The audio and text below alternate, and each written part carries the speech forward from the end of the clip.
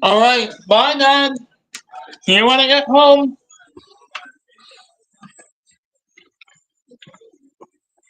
Good evening, everybody.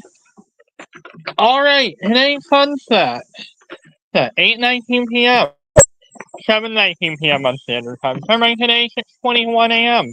5:21 a.m. on Standard Time. Alright guys, we will be right back. This is I think this is my first.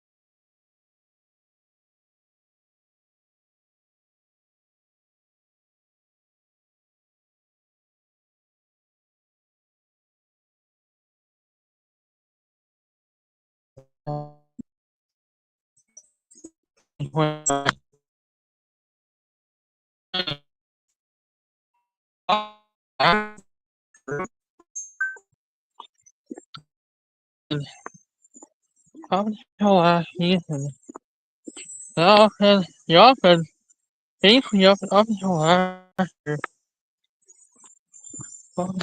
year's season, this offense has been good all year. But that offense that we saw from this season is showing to us that even though we all, if you take the numbers into account, they did not have good 5-on-5 numbers, and the closest, alright, and the closest that I can compare it to.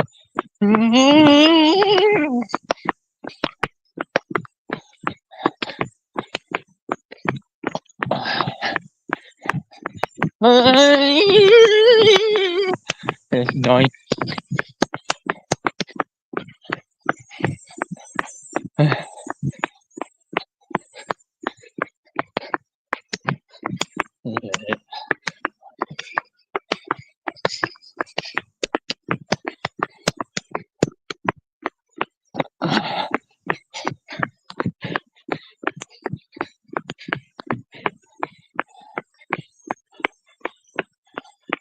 But he was good for Toronto.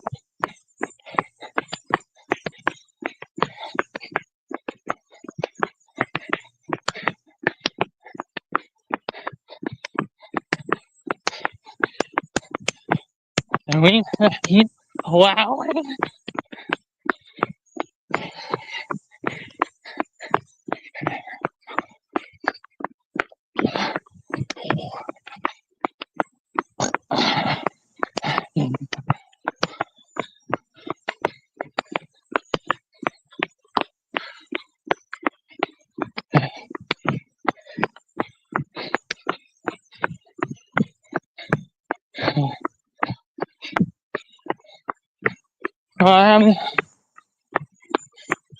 Toronto.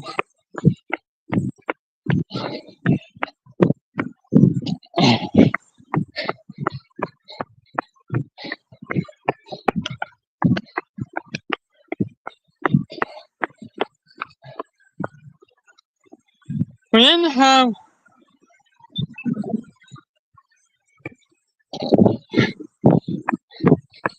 It wasn't a typical kind of guy, but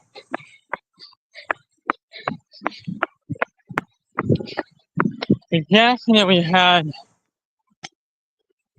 not as good as we. Yeah, but hitting all her 5-on-5 numbers from this year.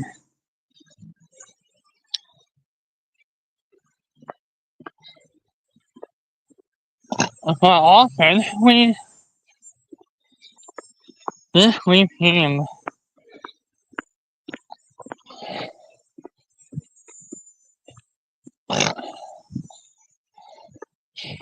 uh,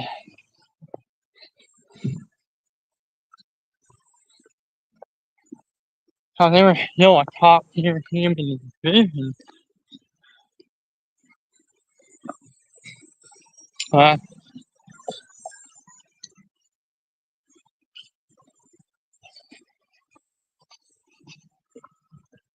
I looked at their 5-on-5 numbers very closely, and the offense this past season alone, but the reason they had that plus 37 is because that offense is just garbage. Like all season up until, and that offense is just garbage. Like all season for the most part, all season up until that.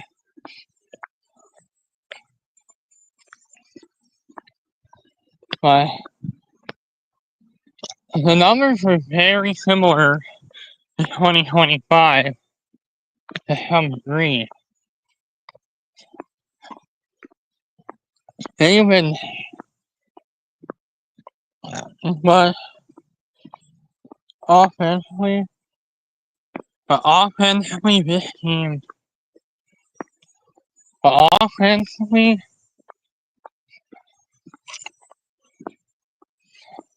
that offense is just garbage.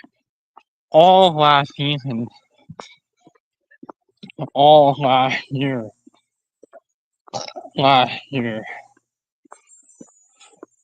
The last 2 seasons, their 5-on-5 numbers were not great.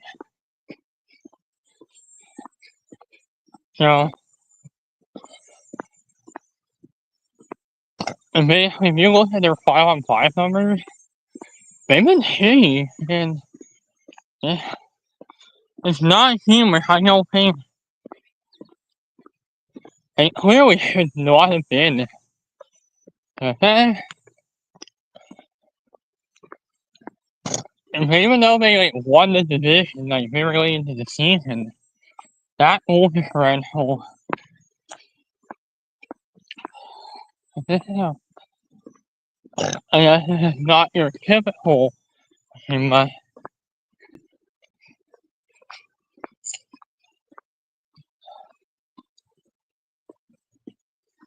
You think we're just stuck. It's the summer, it's hot. We've had hot weather like this in the past, but this time,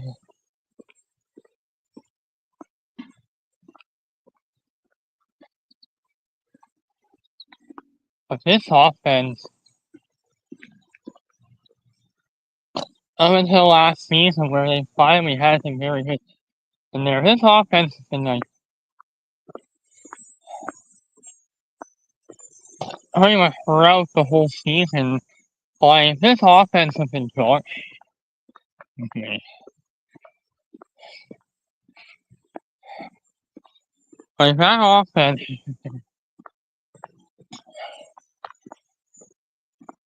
that offense is garbage.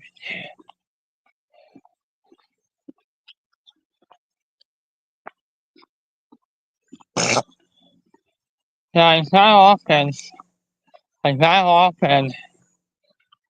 not telling you that, but like that offense, uh, that offense and the scoring just was not there last year. Their game where they won, but they got totally outshot to the point where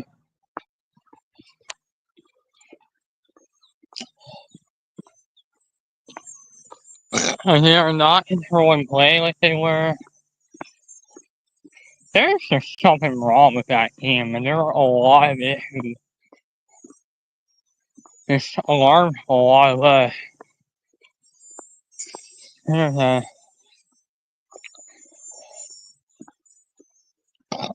like the talking buds, people like us, people that like talking to our station were commenting about their stats and said, this offense, even though they won the division, so we were not just winning games and won their division, that offense, like this past season,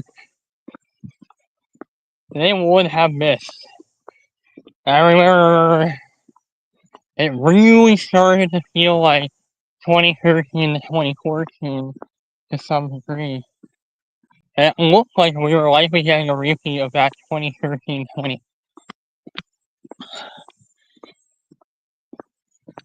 And it really started to feel like that 2013 to 2014. Really started to feel like that. Like that 2013 to 2014 team.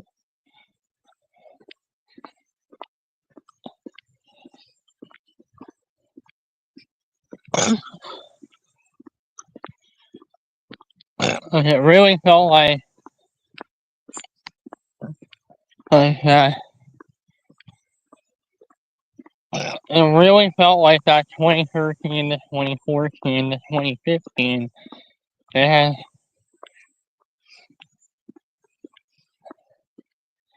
but this offense,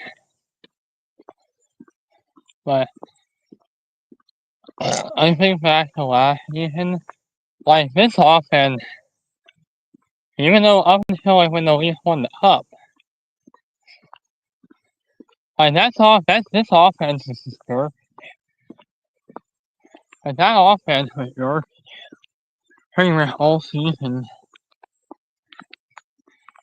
Up until like I say this, up until last season, I thought their offense was good. Some people were actually commenting saying that they were not good offense. Yeah, I said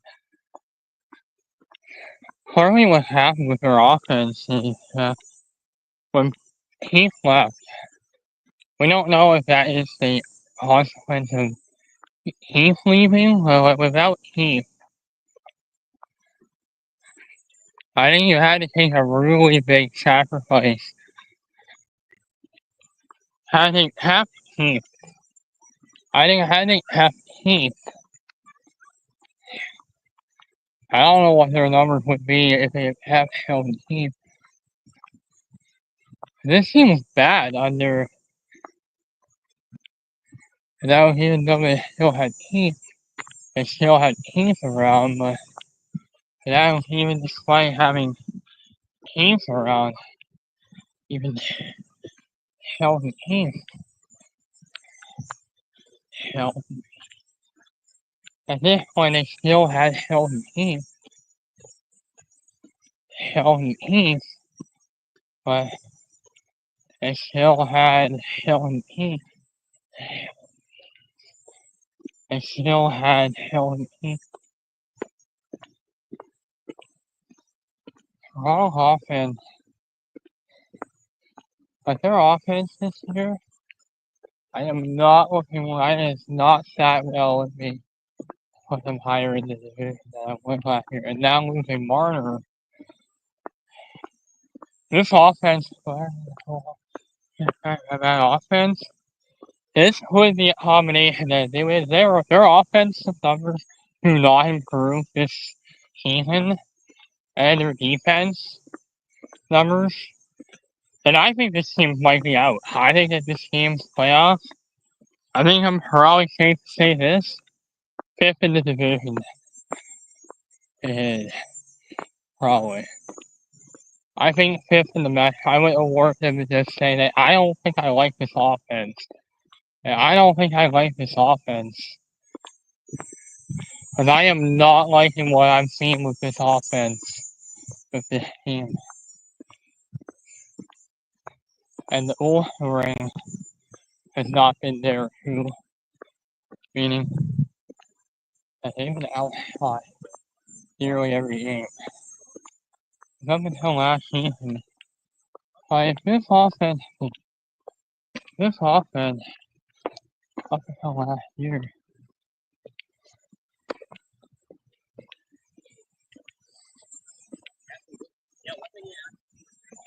awesome.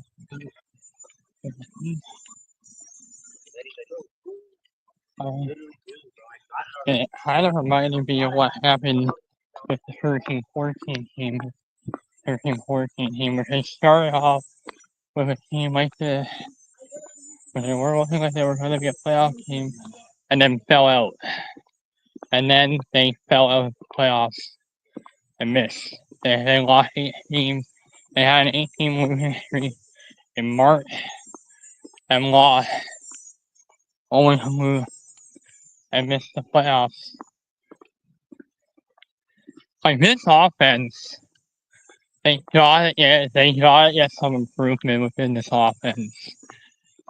Because if we don't get offense, and I don't think that there's a really, and without, if Matthews doesn't bounce back and this offense doesn't bounce back, then I think this team is likely in trouble going into this season. Meaning, I don't think I have confidence. I don't think that this team, especially given how bad the offense was this year, it's fair to say that they still made the playoffs, but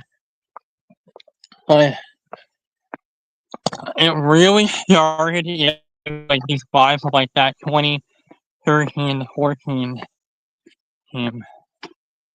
A lot of people say the 11-12 season, but it reminded me of that like 2013-2014 team where it looked like they were going to make the playoffs.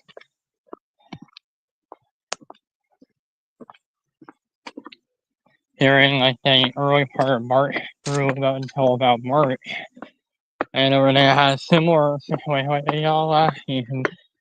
And they were still making the playoffs. And then they fell out of the playoffs late in the season. So I'm starting to place the bet that if the Leafs do miss the playoffs, if we can't see their offense improving, then it's going to be, I don't think I have the bets they're going to make the playoffs this year. There's no way. There's no way they're making the playoffs this year. Whatever this is, I don't think Matthews can save them. But this offense started off very similarly to 2013 to 2014. But this would actually happen again, because this would actually happen again, because I think for the Leafs, it could happen again, because this offense has been done.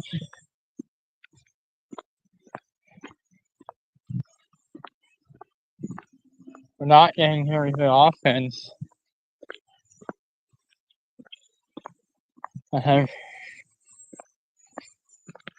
I am not liking what I'm seeing with this offense dating back to last season. If we keep seeing bad offensive numbers like this, saw last year, and their offense, even their shot attempts, they are not controlling play. And this might be an evident sign that they might miss the playoffs. They could even miss. This lack of offense, and no way in hell they're making it.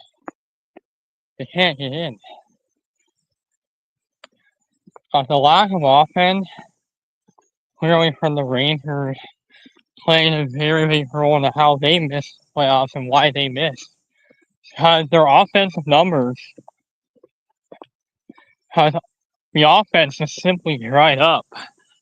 And they missed.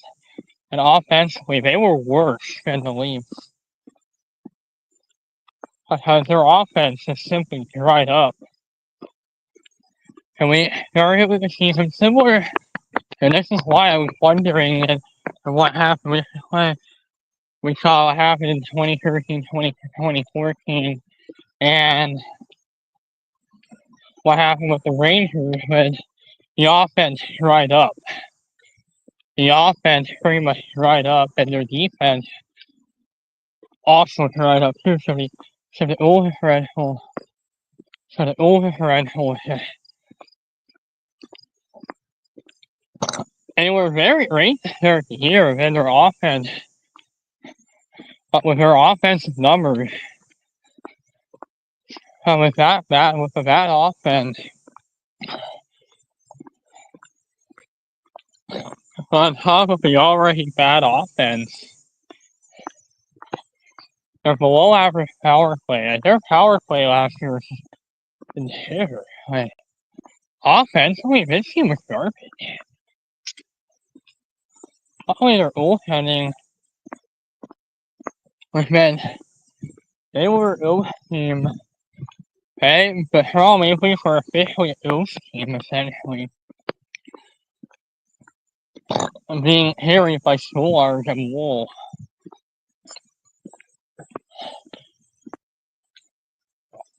And it really caught up. Like, this lack of offense really showed up very well in that quarter. And it wasn't quite as noticeable in the Ottawa series, but it was a bit noticeable in the Ottawa series a bit. And their lack of offense. But it really showed up. And that was completely all on Holt's play. Was on Holt's play. The lack of offense was on completely Holt's play in that series against the Panthers. I am not looking to cover. I am, yeah.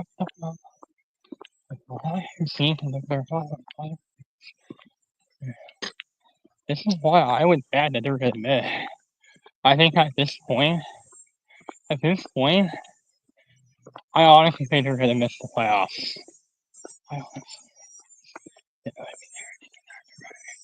Again, this offense has been. I have concern with this offense, and without Marner, and now we don't have Marner. Even losing Marner, going as far as even losing Marner, that's a big hit. So I think this lack of offense is going to start to play a major role. I don't think that this offense, this offense has been garbage all last year. That's where I thought with this lack of offense, that we saw from the Rangers, that lack of offense, and the defensive numbers just kind of haven't really either, which kind of makes me kind of wonder if this goaltending, if this team was officially goaltending before it would have to come down to two things. Stolarz and Wall were showing up. That Stolarz and Wall were essentially dominating him by Anthony Stolarz.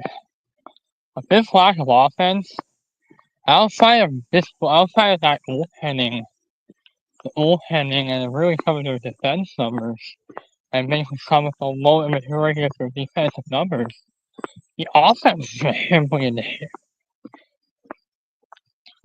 Matthews, a lot of people, I can maybe attribute it to Matthews was hurt all year last year. All last season. With their lack of offense. I'm feeling a little bit uncomfortable with the way this Leafs team's been playing all last season. And this lack of offense is not helping. And this lack of offense, do you think the Leafs are going to make the playoffs? I think they're going to make the playoffs. I don't see them missing. It can't miss playoff team. If this lack of offense is going like this, I don't know for how much longer this team can still be in the playoffs. It can catch up to you. And their lack of offense, if their offensive numbers, well, they be good offensively, but if they can try and find a way to get back into get this offense back to average, it should be fine. I should see them being better back, but this lack of offense isn't cause for concern, and I think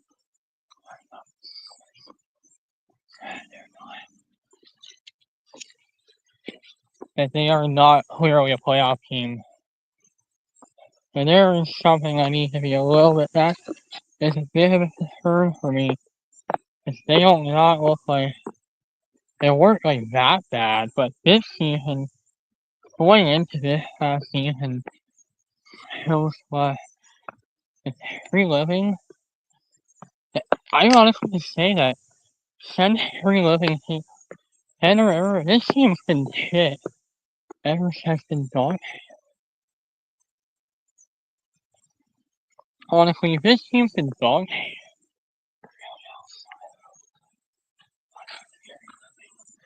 Since reliving over. Has this team ever since reliving took over? I'm telling you, ever since reliving took over as GM for Toronto, his offense, it clearly does not know what he's doing. It is very clear that this guy does not know what he's doing. Shanahan, no wonder why Shanahan had to go. It's very clear that this offense is not looking very great. It's not sitting well with a lot of us. I'm not buying with this team anymore. With this offense. With this offense. And without Marner, it's not going to help the situation. And without Marner, I'm very disappointed with that offense this year. There's really no reason with that group to not have the offensive numbers. That's the worst, this is like the worst offense we've had with this team since this core, especially with this core in play with Matthews in this prime, but I am just gonna go on a bit of a rant about that. Up until I literally see it, until I literally start seeing signs that they could get back into the way they were playing under Pete in 2022, 23, 24, their offense needs to improve. I am not liking what this offense is doing. And I am not liking this offense right now. It just hasn't sat well with me all year. All last year, something has felt off with this. But something has felt very off with this. Something has just felt off here. But they were not this bad offensively under Tree Living. But before Tree Living took over, looking at the game before and after Tree Living took over, since Tree Living took over, if they can look at these stats and say, Tree Living, well, yeah. I mean, if we have another season like that, again, Tree Living is gone. I'm pretty sure that he's gonna get fired. That he should be fired. This is a really good team with very good offensive numbers. And I am just sitting there watching these teams and saying, this is not a team where, after I thought they were very good. I am not sitting well with it. There was something that is off, and I don't think, and I do not know why, but something's wrong with this team. Defensively and offensively, it has not sat well with me.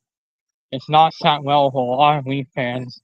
And I'm saying this lack of offense should be caught up to them. And neither of those goalies were able to hold back Florida. It ultimately cost them the series against the Panthers. But this lack of offense needs to really be looked at closely. If they really look at this offense, and how can they build around this? Build around them, and how can they build around them to make them a good contender? I don't think that this team is a contender. They are not a contender. I'm saying they are not a contender. Based on their offense, until I literally start seeing their offense get better, I'm not buying with them with this team.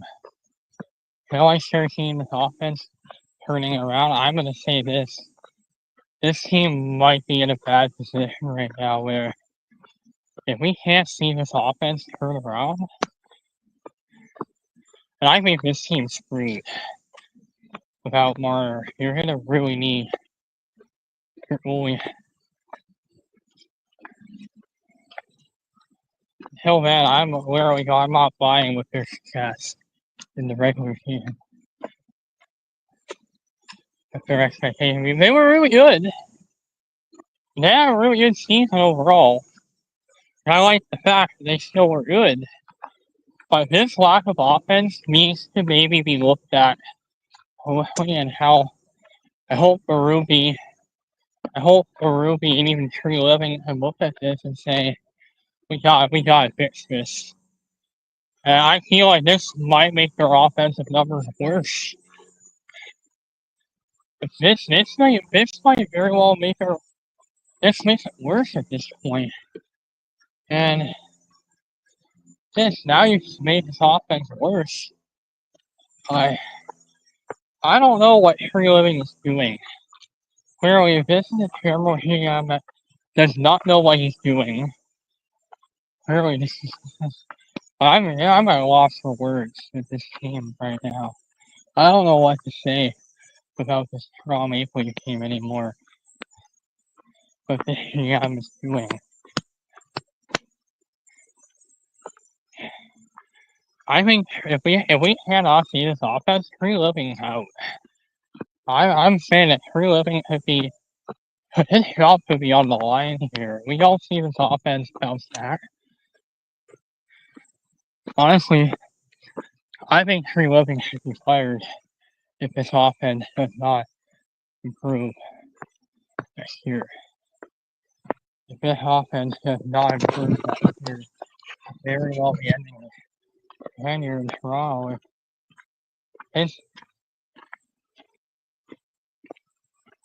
This should be his turning for this team, right?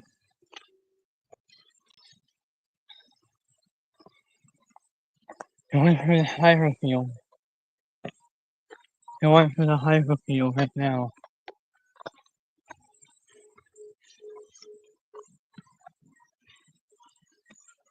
Going for the Hyperfield. But this offense,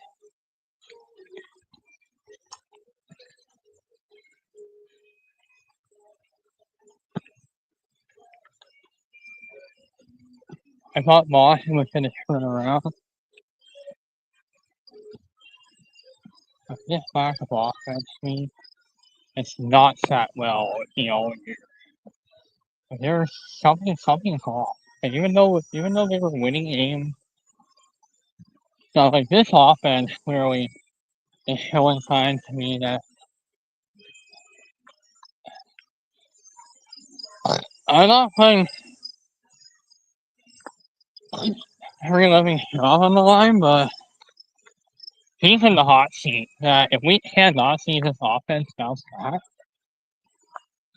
we need to see very big improvements on all of their 5-on-5 numbers to maybe solidify them as being a good team.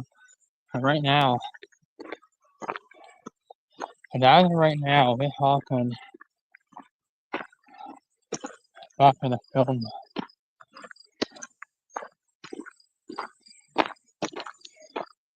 And until then, I'm not buying in with this success, this team beyond 2025. Maybe looking at the offensive numbers.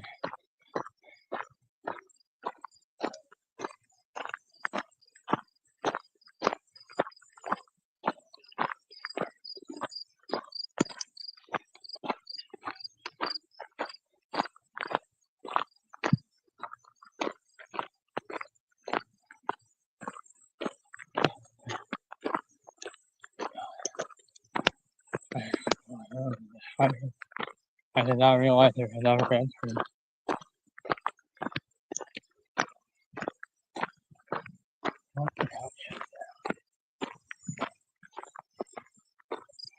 Like, some of these numbers, I mean, the offense, because the Leafs won their division. Again, let me remind everybody, they've won, again, let me remind, the Leafs won the Atlantic Division. The lack of offense that we saw, and now the defense, both their defense and their goaltending, but to start the year,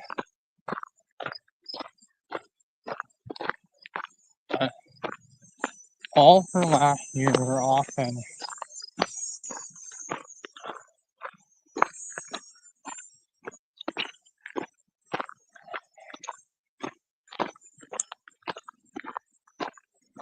I got out through the forest. I got out through.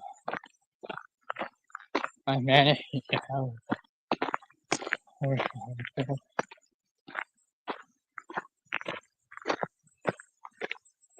I managed.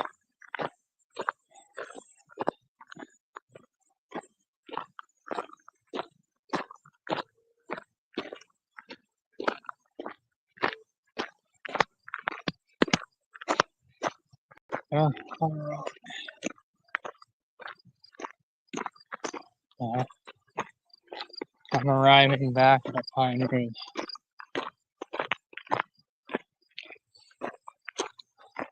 I took me back to here.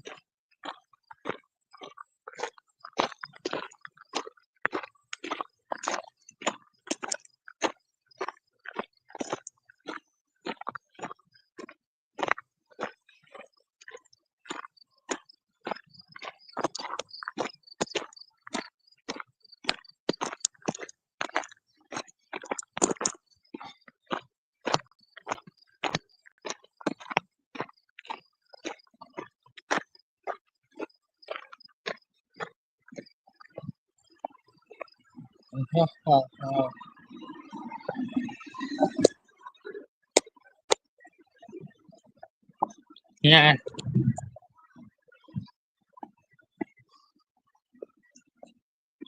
I've been shut out at times in the regular season and a lot of times in the playoffs. Too. The lack of offense caught up to them. It was definitely on full display within the Panthers series, but it was definitely not on full display as much. We definitely did not see that against Ottawa. Not only did we not see that against Florida, that's happened all season long.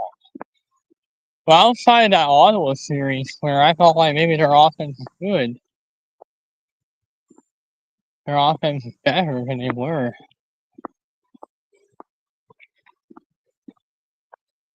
I thought heading into last year,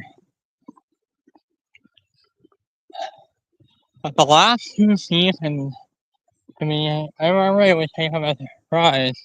But this lack of offense is going to be a major discussion heading into this offseason. Now with this offseason, now that they're actually winning, now they're actually retooling right now.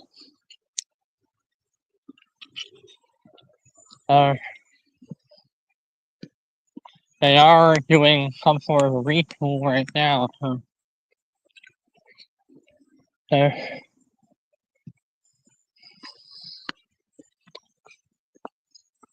they are in a retool. They are in the midst of a retool right now.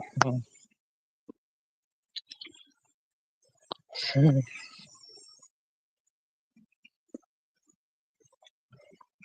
But they are doing a retool.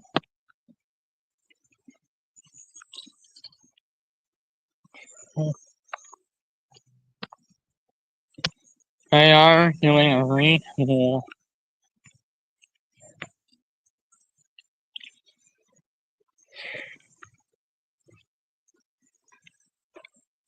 They are not rebuilding, but they are in a retool.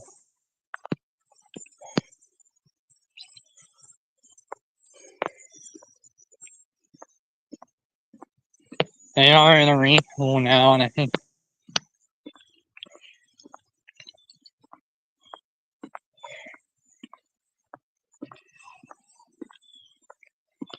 they are retooling.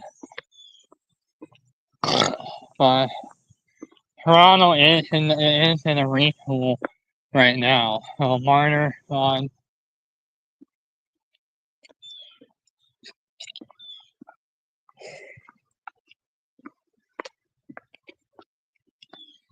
They are now in the midst of a. Apparently they are in the midst of a retool right now, not a rebuild.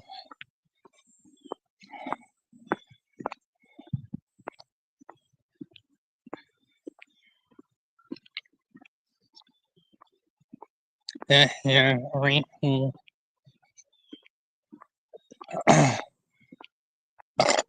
Toronto is in the midst of a retool right now.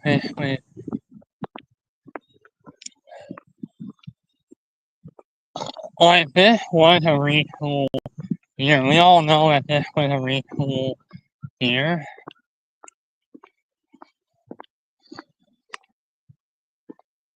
Everybody would probably say they retooled a bit.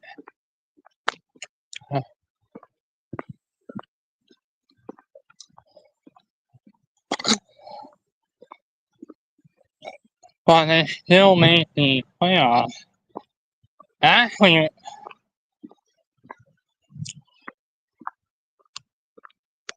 won a division title. Yeah.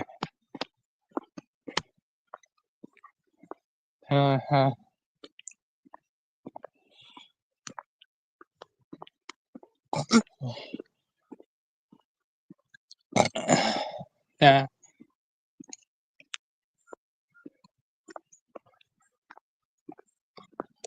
I think that's all to that.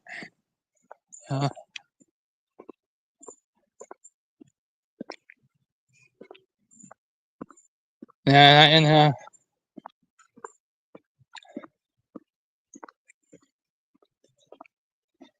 and Toronto heading into.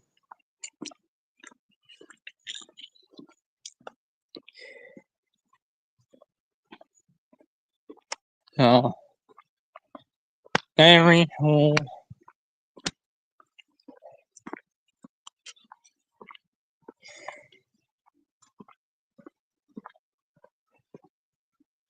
Want to rebuild.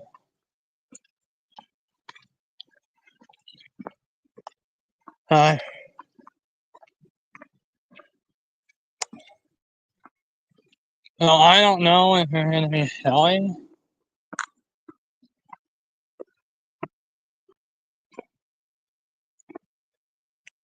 They are in the midst of retool now. But Toronto went back to last year. And based on the COVID number, and I'm not talking about COVID anymore. We're going to talk about COVID, but based on their COVID numbers, the worst of COVID was 2020, 2021, and 2022. In my opinion, I think it was probably over by the time we got into 2023. Like, it was over. I think the worst of it was over by the time we got into 2023. It was over. As soon as 2023 got around, it was over. As soon as we got to 2023, it was over.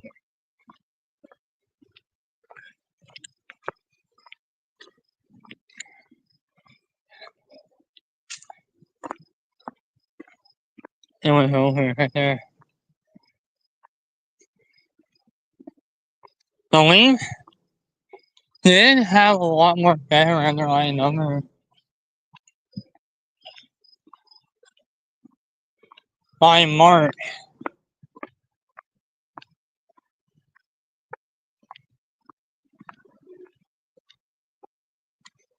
But in January, which in the middle of January, well, it's on this Maple Leaf team. They are in a retool. I think they technically have been since last year. The retool started last spring, but in the spring of 24, but without having any access like that, they are in a retool now. And then, despite it being a retool season, they finished first overall in the division, and second in the East. So,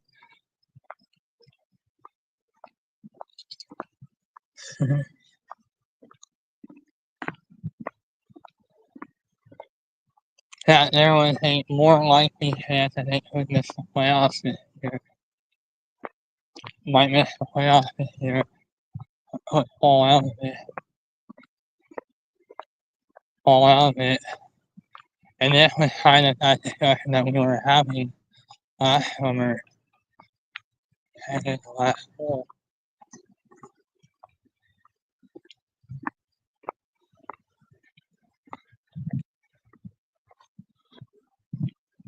And this never really happened, so I'm some of my concern for this to be a long.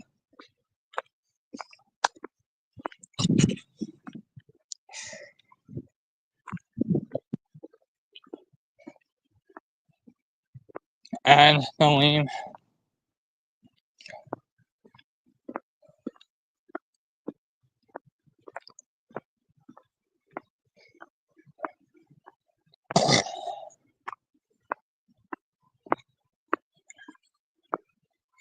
the banner is up.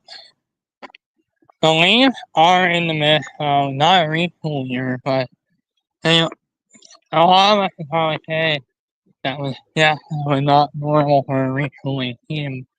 Back and now for a team that's in the midst of a retool, now with the roster. Technically, they made some moves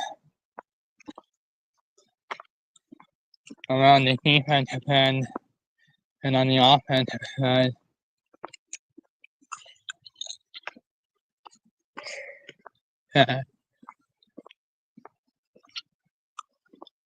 But they still ran it back. But on the defensive end, it got a little bit better, but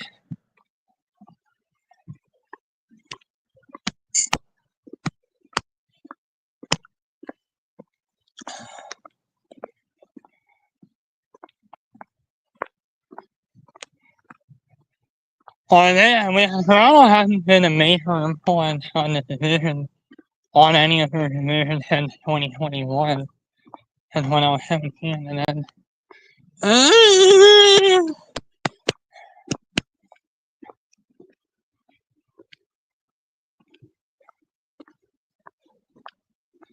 four years later, another division winning team, and they were in another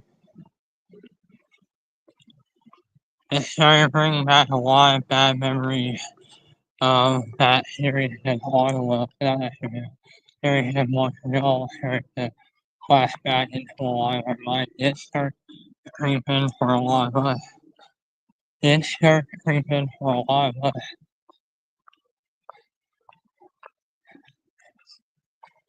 We're still getting off of that.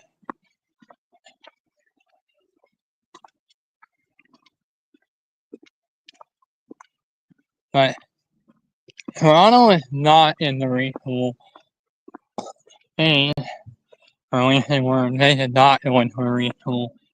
I don't think it was really a retool. I guess technically they retooled it. I guess they kind of retooled around them. Brought some more veterans, brought more players, and brought a guy of Cristiano. But kind of like something similar to it. He brought Cristiano from Dallas, from Calgary, but from Calgary, he was a Calgary player. Jonathan Hero, Thomas Hertel,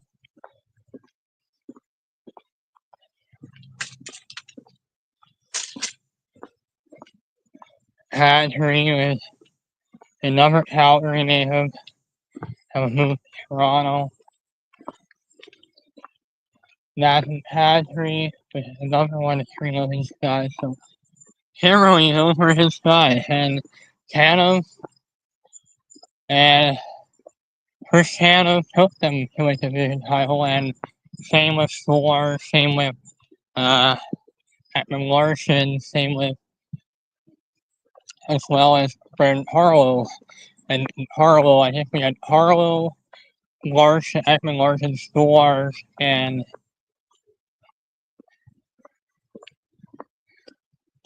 Tanev, I think, was those guys that took their teams to the big titles before they all converged in Toronto and did the same here.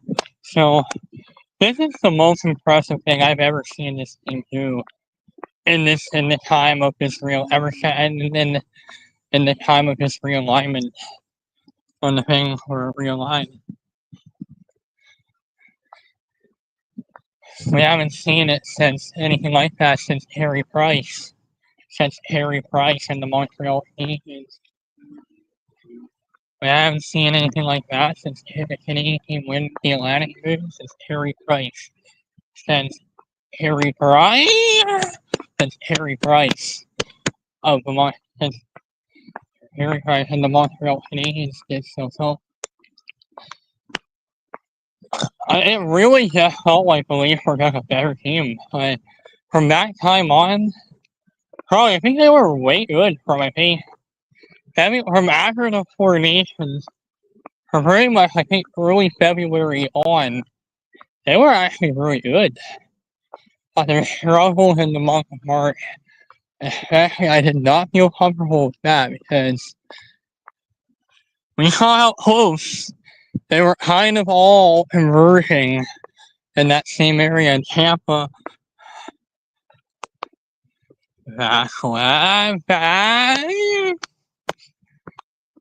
All three of them were converging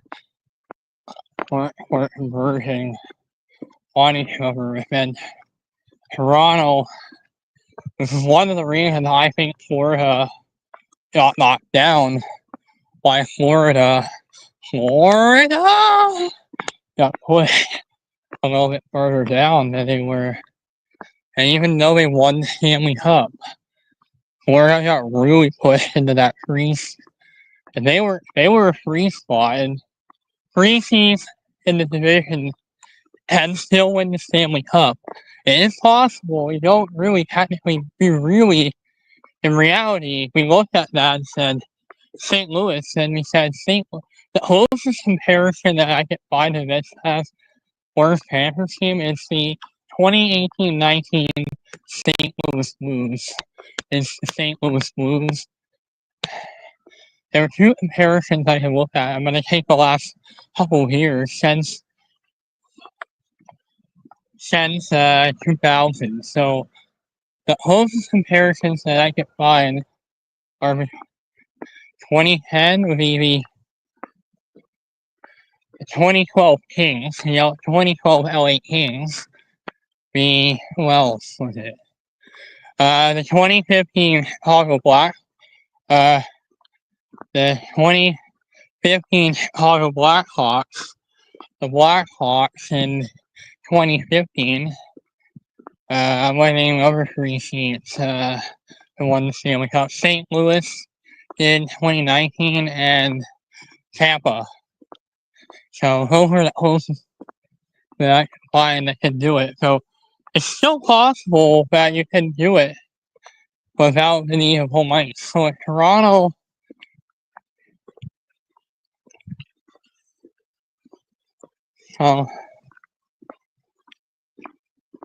they were calling on this division.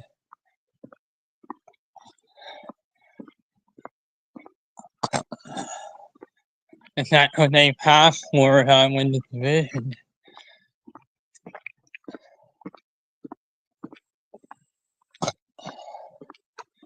But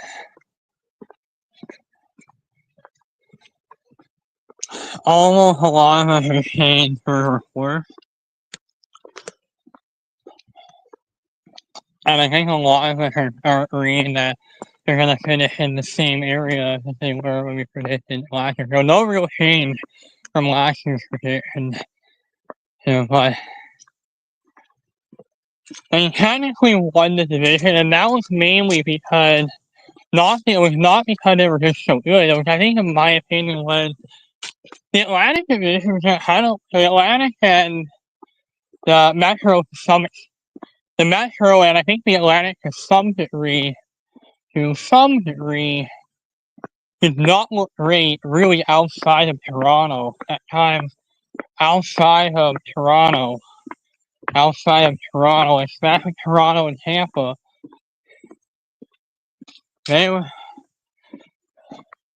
Toronto, their numbers kept on going up, while the teams trended down.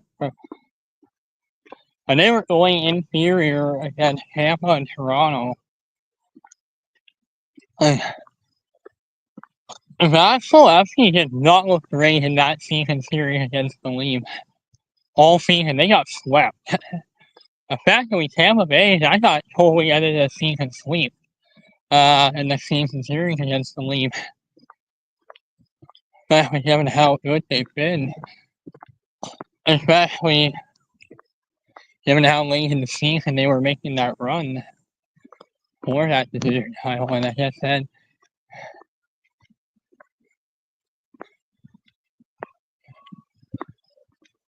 I think really just felt like they were a better team in Ottawa. We were meeting Ottawa again. How they ended up having to clinch the lead, clinching their provincial rival in Toronto. This was the first battle between two area provinces since the Alberta teams, and the first one to do it in the Eastern Conference since the Flyers and Penguins was the Penguins and Flyers in 2018. For the Penguins and for the Pittsburgh Penguins and the Philadelphia Flyers.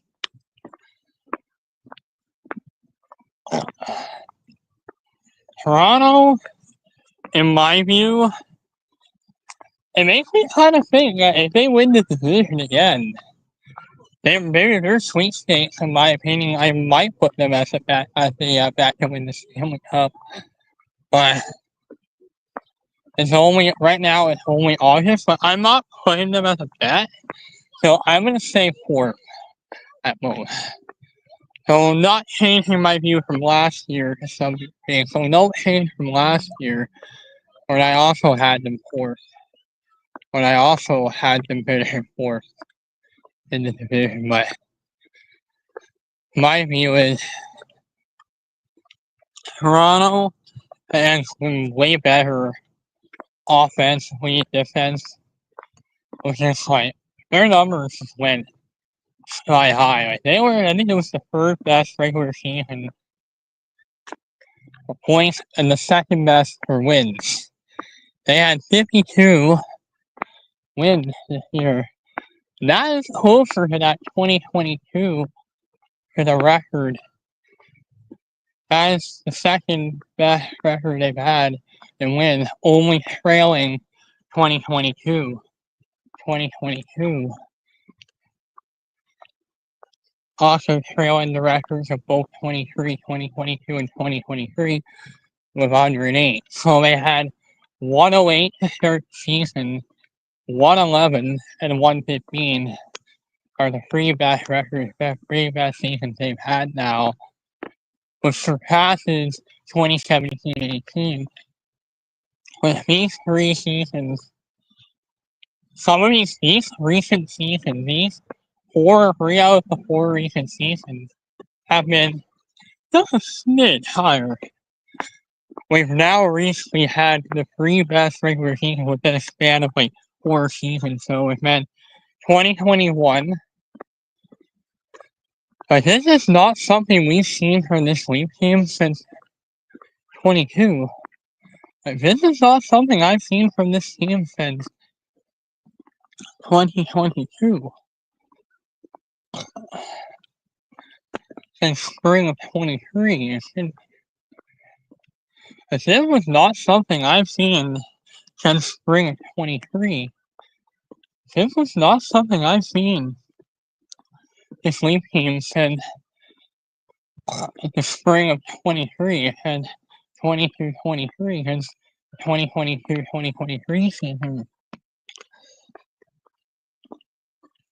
And that was their best stretch like the whole year in 2023.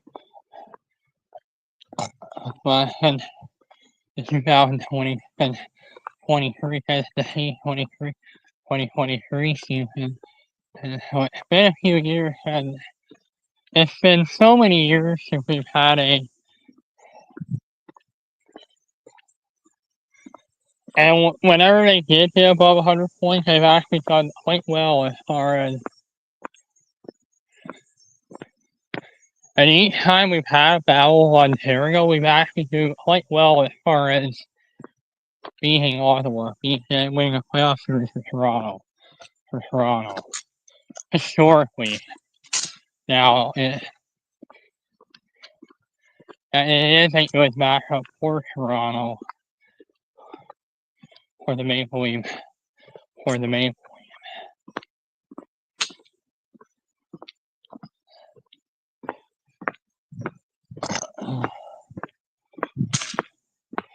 But we had Winnipeg winning the President's Trophy. Well,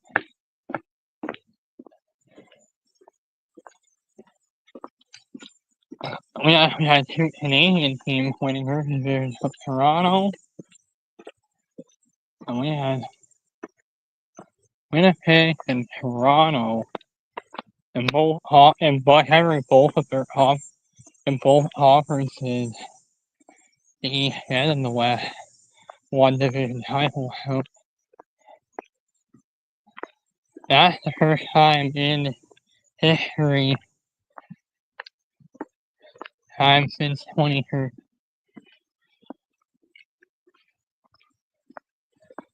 The Canadian-based teams are just way better.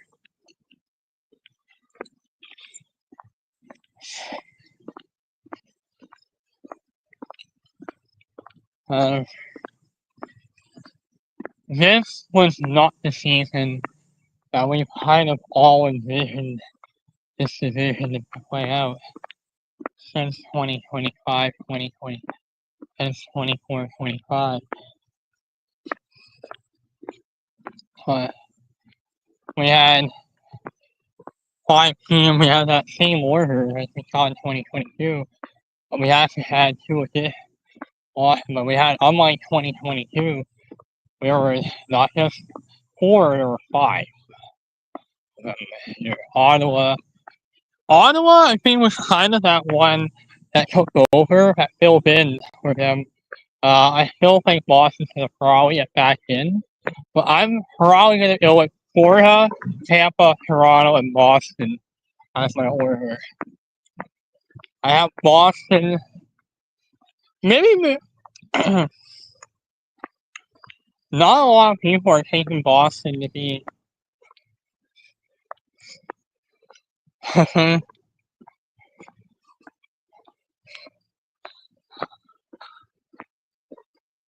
I took them. We all kind of took them to finish fifth or higher. I'm gonna say fifth. I can see at least fifth for Boston, but this was not the outcome we thought.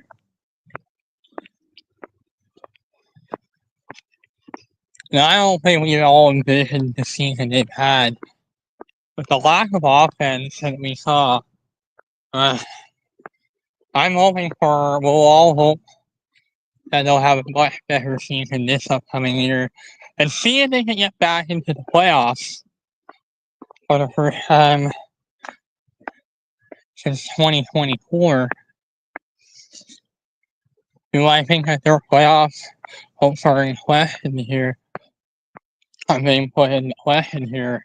Are the Boston Bruins heading into a rebuild this spring?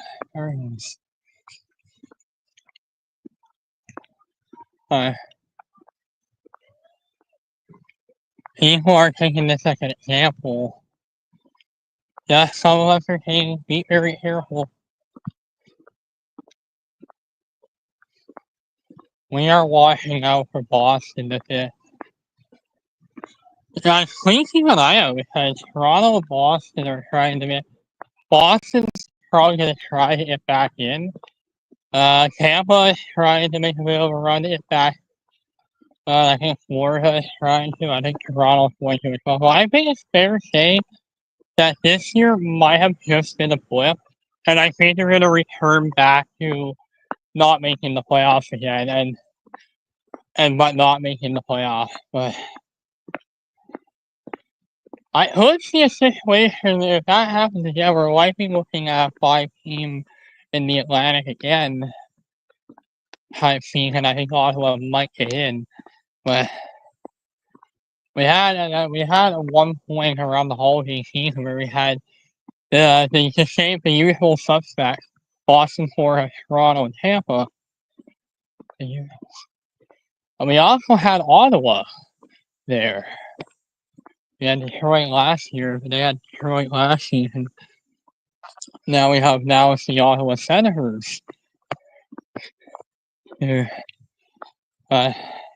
Ottawa was starting to get embedded into the playoffs by March. I'm like, man, they were not getting out of that first wild card.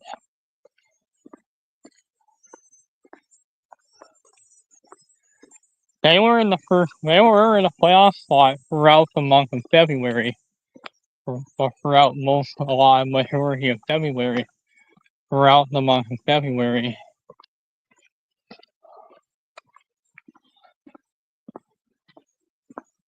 At one point we even had 5 in the Metro.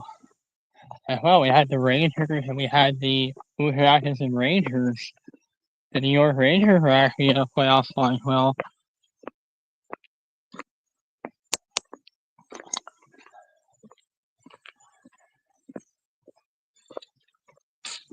But this Maple Leaf team was just still. But this Ottawa team put until March. They were in and out of the playoff spot all season until March 5th of 2025. March 5th of 2025. That kind of all changed. They were embedded, eventually ending up getting embedded into it. And they finished with 97 points. They had a really good season, actually. Ottawa, they had a really good season. Ottawa had a good year, a good season. It was enough where they actually made the playoffs. and they made the playoffs. And they were good enough that they made the playoffs. Good enough that they made the playoffs. And played Toronto. They drew in Toronto.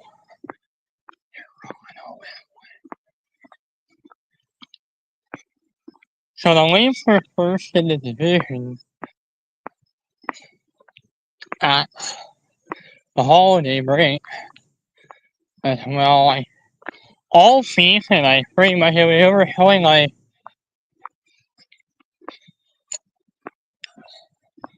they were showing certain shots at that, but, we were kind of seeing flashes of it, but then kind of everything started to fall into place.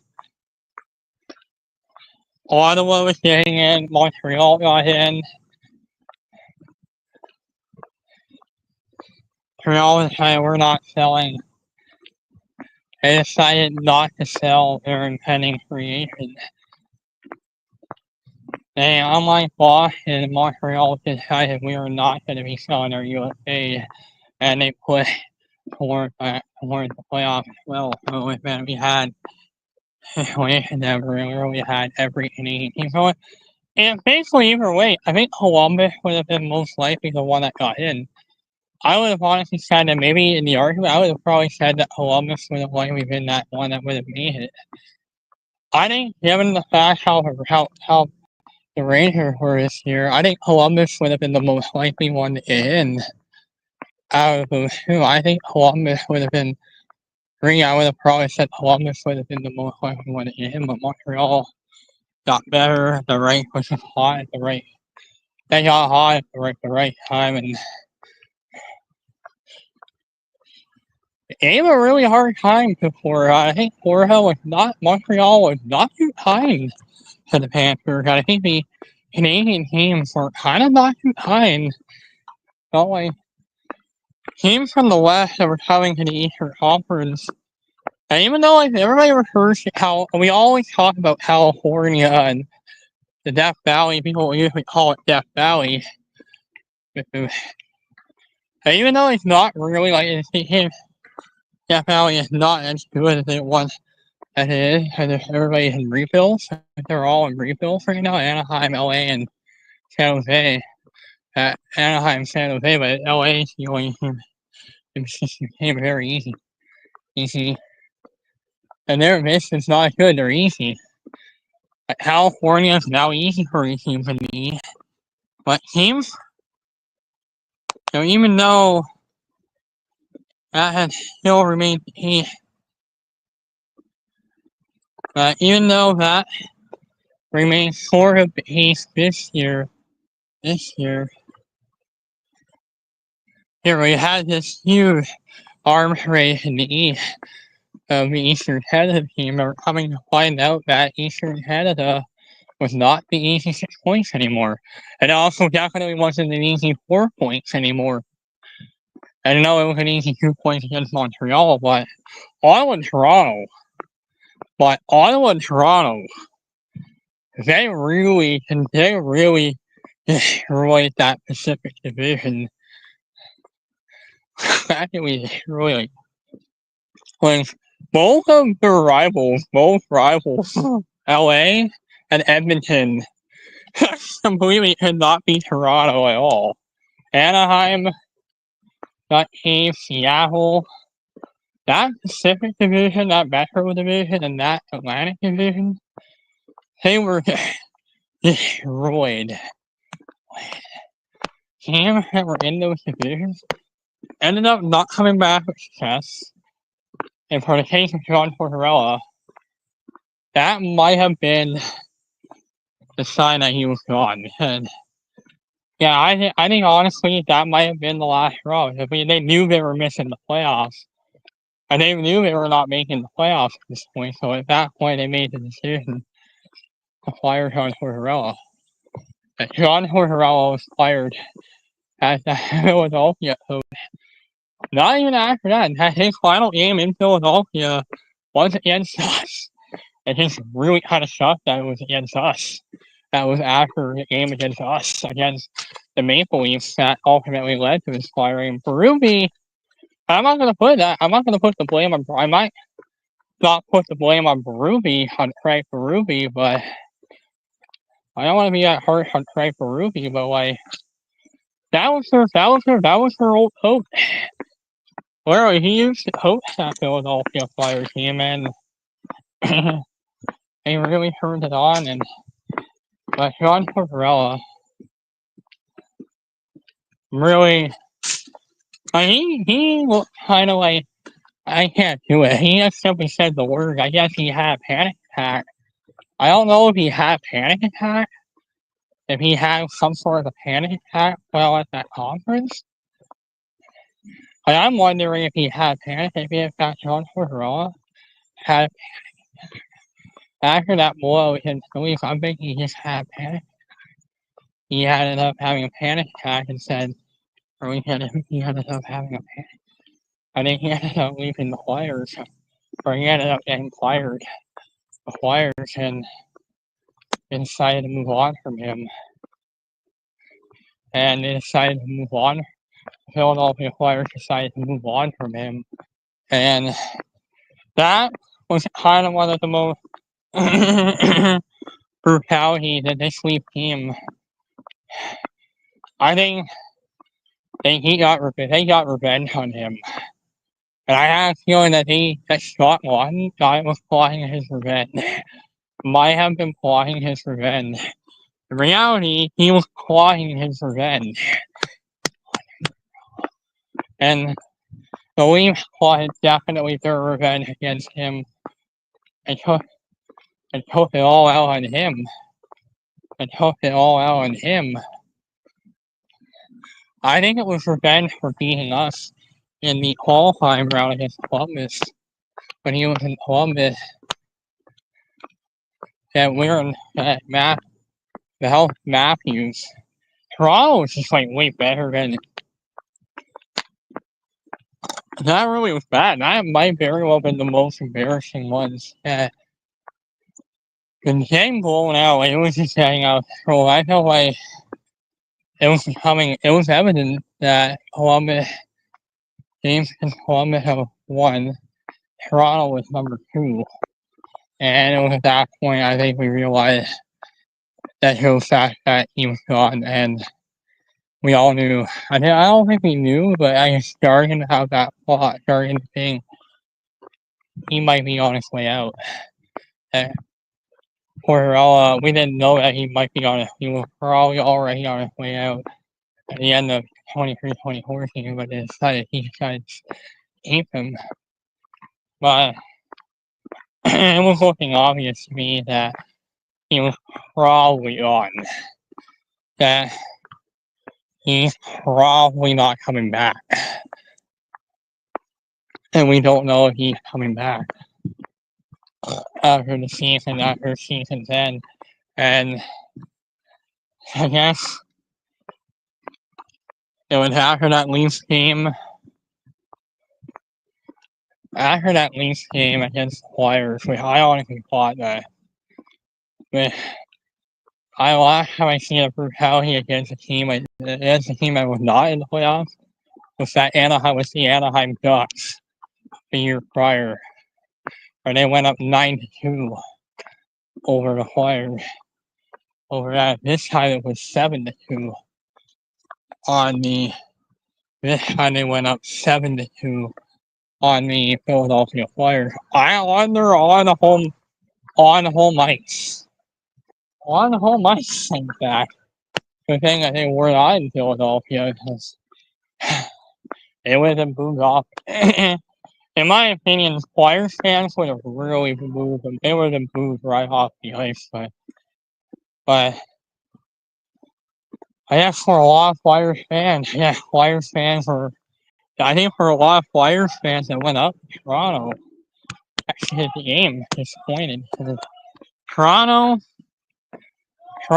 really hit Philadelphia's ass. But sometimes they do get beat, and that was a very hard game to watch. But This offense is really putting questions into me that I think the Philadelphia Flyers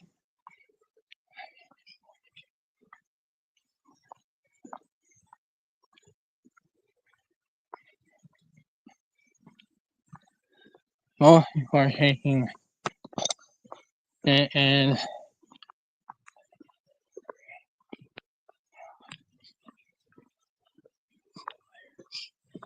the Philadelphia Flyers. But losing John Tortorella after that game against the Leafs, I think that may have definitely started that 9 or that 10 out of 11. I think it was the last 10 out of their last 11. And they won like the last 10 out of 11. Or 11 out of their last 12. They won like 11 out of their last.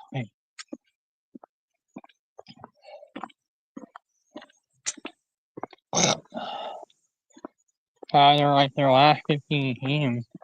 They sprinted late. What happened to the Panthers? I thought they were going to win this game. They fell out of that race. They were in up until they just weren't. But with all their injuries and a lot of the stuff they were dealing with Scott being hurt, Bart, an injury coordination, Ekblad got suspended. Klingberg was a really good Leaf team. Not took advantage of it. And how they were taking it for themselves, and it was just only a matter of time before they were set. Because that didn't help. Herman didn't help the Panthers, because the Leafs, you already had a Toronto team with was pushing. You had Toronto you have Toronto and Tampa Bay, so any chances of them falling out was becoming more obvious to me. Like any chances of them falling, if they fall out of the playoffs, that meant both of them could fall out, or whatever one of them could fall out of the playoffs, and that was disaster or without Matthew Scott. I was glad that they were able to still make it, but like had they been in trouble, they would have fallen out of the playoffs completely. And there was a really good bet that at that point they would have had major talk of the 18-wheeler going off of this whole 18-wheeler of that 18-wheeler. And they were driving that 18-wheeler. That whole 18-wheeler. It was like that 18-wheeler was ready to fall off the cliff. And they still finished third. But Ottawa and Montreal. And the same thing almost started to happen kind of happened with the Panthers. And the same thing happened to Florida as well. I think Toronto and Florida, they were kind of very thought that they could fall into a wild card, and they were actually scared. There was actually a scare going around at the time that Florida was going to fall into a wild card and play Toronto and start playing Toronto tagging to play the Maple Leafs. Marshawn would grab. That made Leaf fans terrified.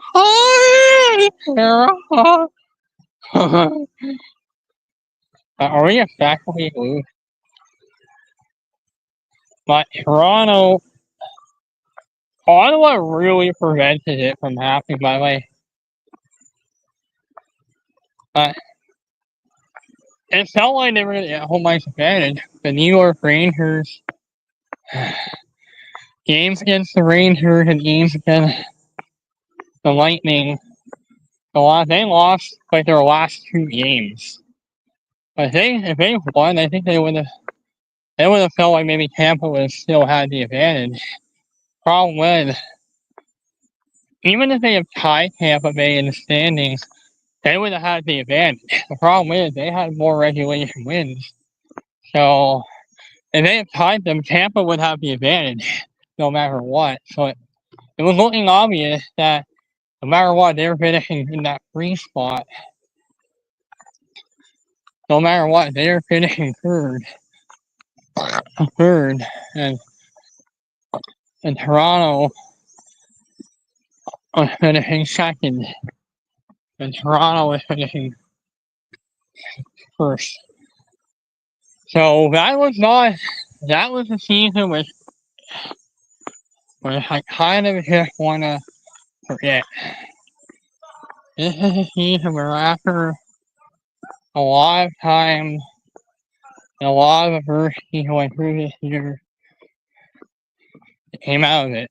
They came out of the Four Nations. They rallied through the season. Toronto got in to the playoffs again for the ninth. This was the ninth straight year that they made the playoff, and they had to do it without Boston. And without Boston in there, Toronto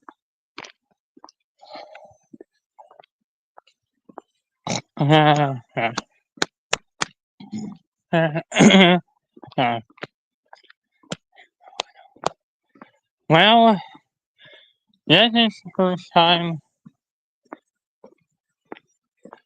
This is the first time since 1944-45 that they have the longest active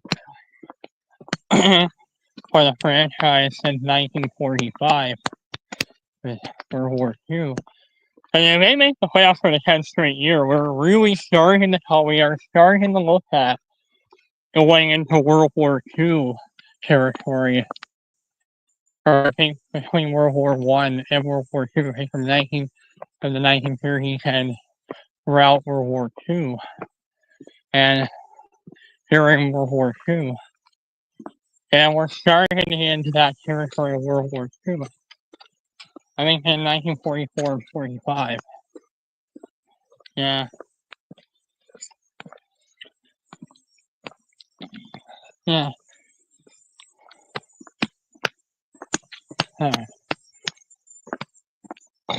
And only ever missed playoff watching.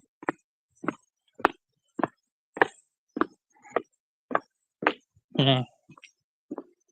And then the last two seasons, it's only ever been close. When it is now.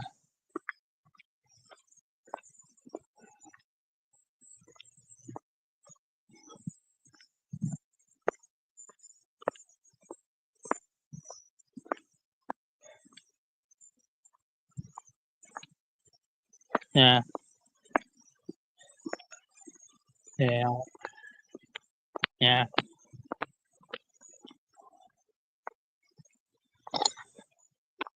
Yeah. Yeah. Yeah.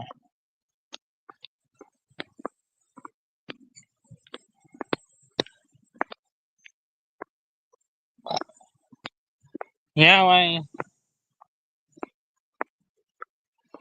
like the Leafs are they're better than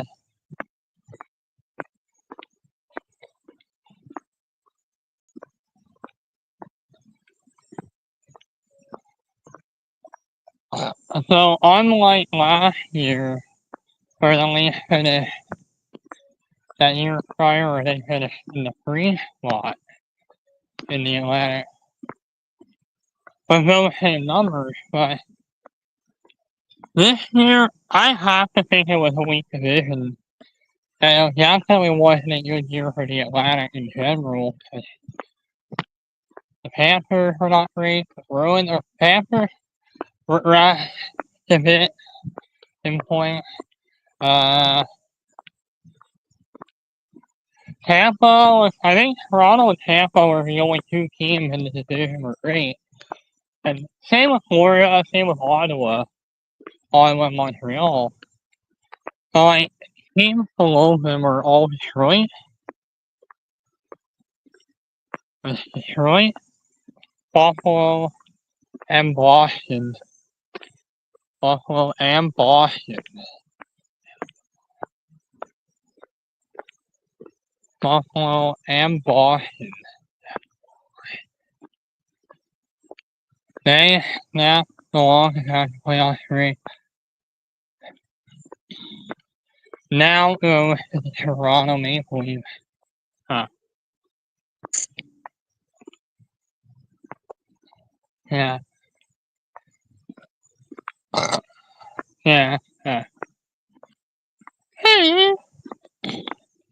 Huh. Huh. Huh. Yeah. Huh. Huh. Huh. 20. Huh. Yeah. Huh. Huh.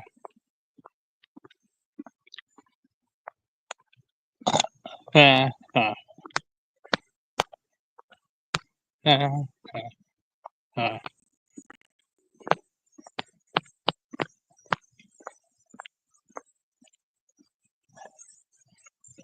Huh. Huh.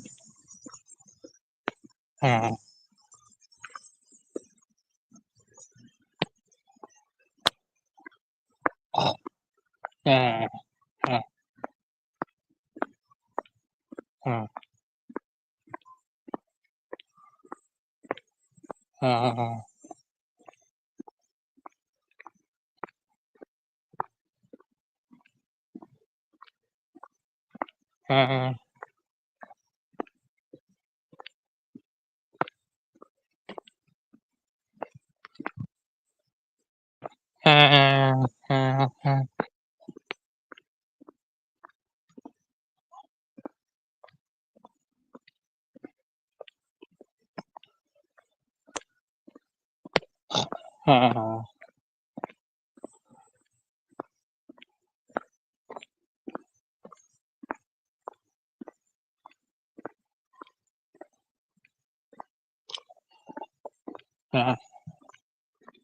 Huh. Huh. Huh.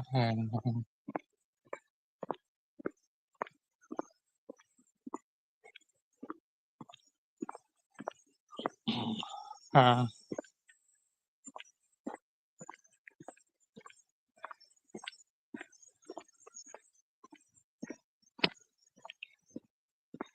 Well, Toronto, I think a lot of us were talking they're going to win the division.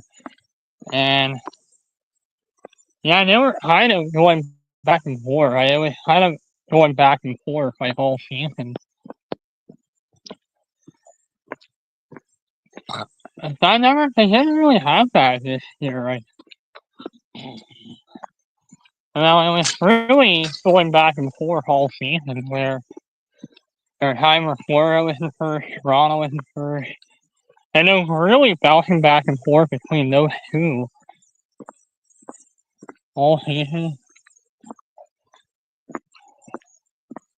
And then they had like a 5-game winning streak. A 5-game winning streak that put in December and January that put in second into the East. And they were entrenched and they were passing. And it made me think that God, they're gonna pack Boston. They're gonna hack Washington.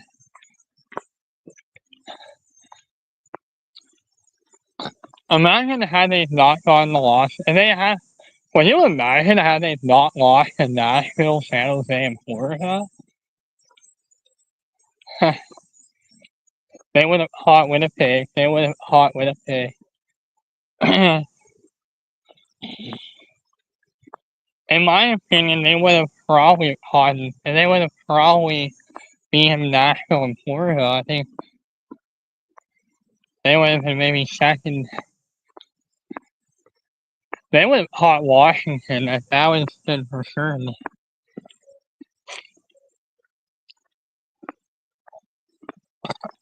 But uh, uh, uh, uh,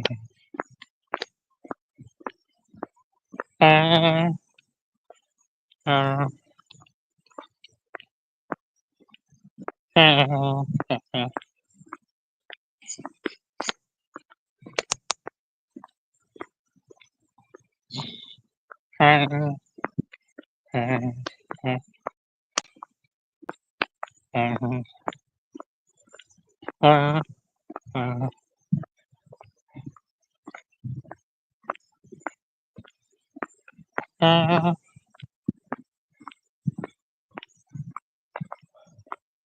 But the last of offense I was talking with my husband, with my aunt, we were,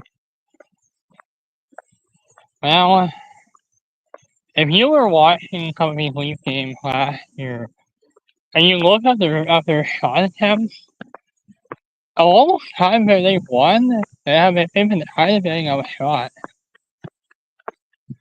It was kind of present in that Ottawa series, not in the Ottawa. I haven't been looking as often in that Ottawa series, but it was present that they were getting outshot.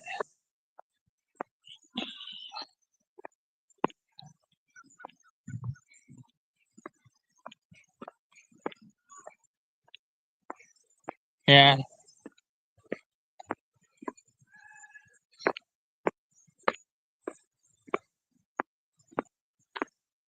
But this offense,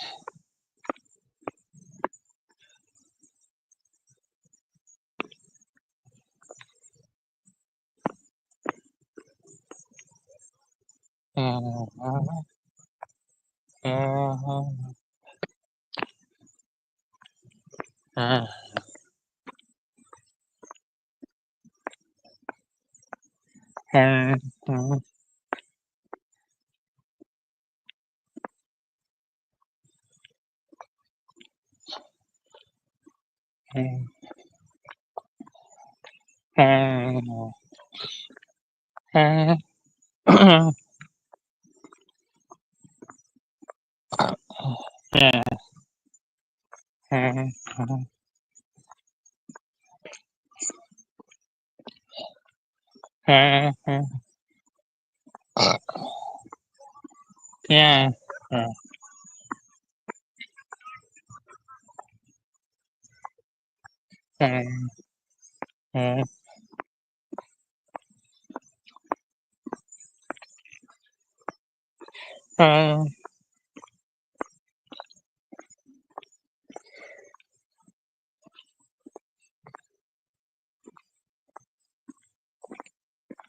Are they in place and on waivers? Matt Benning, I don't know if you remember, but they traded Timothy Liljegren to the San Jose Sharks. Similarly, to remember what happened with Bart, similar to Barclay Goodrow, Liljegren kind of faced similar fate as Val Trouba of New York and of the Rangers, and Timothy Liljegren of the Leafs kind of got traded to California as well. And Timothy Liljegren made his return to Toronto, and that's who was there. Timothy Liljegren made his return to Toronto, to the Toronto Maple Leafs, for the Toronto Maple Leafs, and he won. But that's but LA was.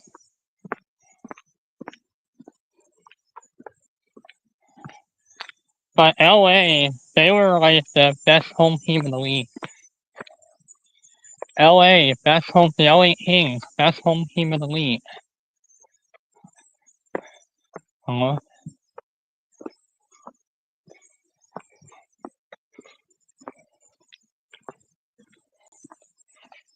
That would have been a challenge. At that point, they would have been talking about a 10-game winning. Yeah.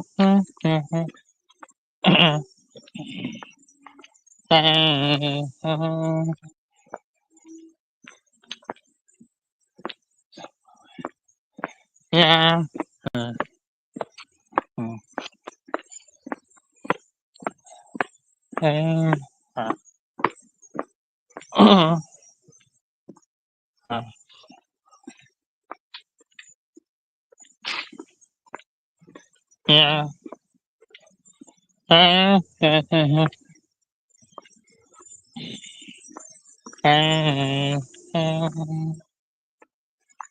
uh,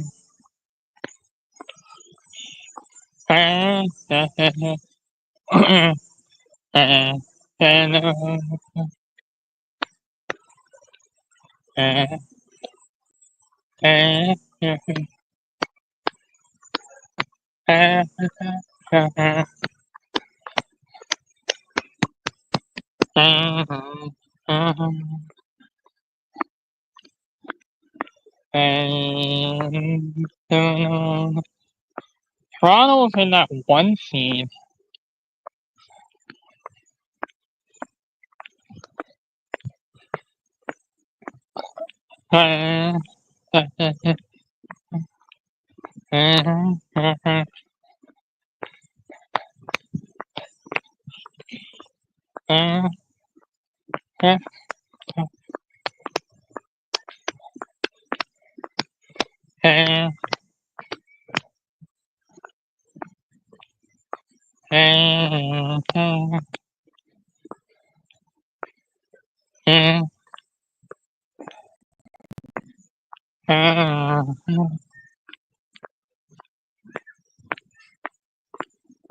Yeah.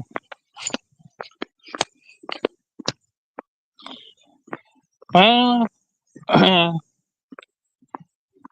Edmonton Oilers and the New York Rangers. And the New York Rangers. Yeah. Well, like the New York Rangers completely fell off. It felt like Toronto completely ignored both of them. Both of them. The Boston Bruins, they usually got swept by Boston all the time. And the New York Rangers won the President's Trophy and outright beat Washington. So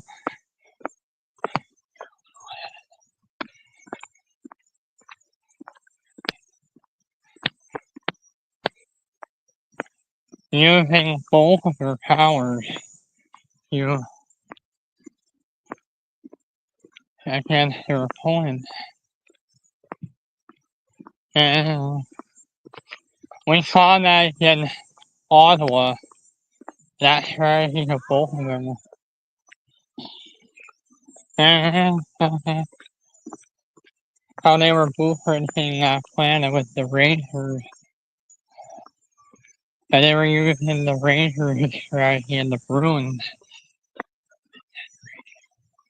And Fred Harvey. When it reminded me of like 1997. I'm gonna start thinking that they could get back into the playoffs. I think we're looking at a similar pattern to what happened in the '90s, where in the late '90s, where it got, I think, the rough patch. But they've definitely been in a rough patch in Boston. But starting from 1997 to 2007, for 10 years, this team was going through a dark time. And the franchise.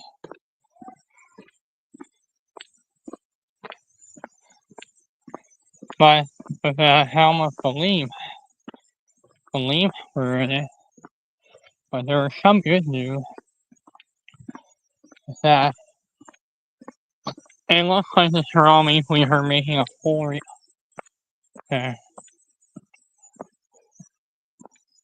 yeah. Uh,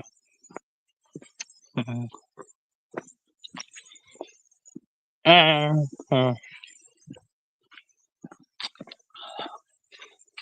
but,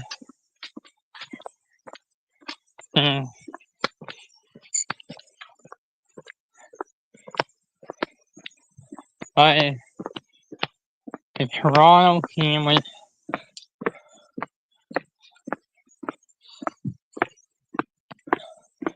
It was really unfortunate. It was really looking like that meant Tampa had no chance at that. I was just coming to the realization that they're not going to catch Toronto. That they were not likely catching Toronto at this point.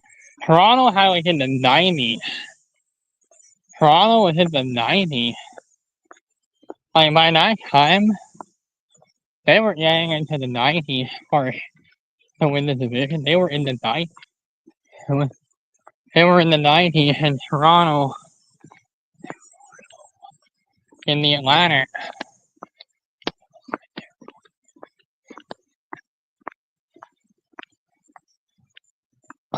That team from below Toronto.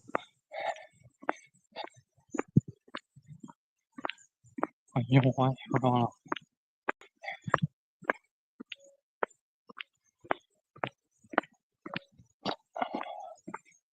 Yeah.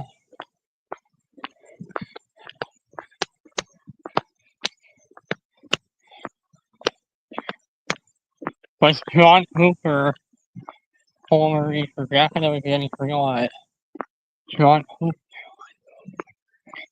Lastly, John Cooper began having nightmares of his team.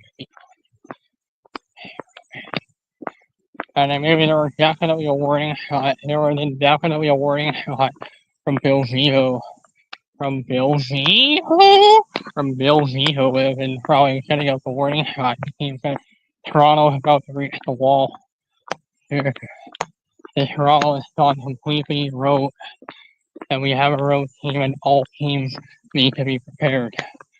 That likely meant that for Team Carolina, Dallas, and Edmonton would have to be prepared to initialize measures and try to defeat them, shut them down before they do it themselves, before they find a way to do it themselves for themselves.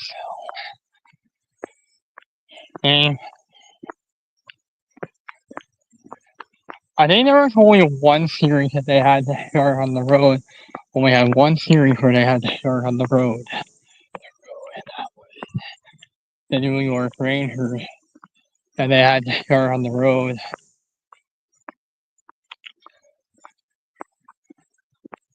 And that was against the Rangers. I think Carolina would have been okay, but the New York Rangers.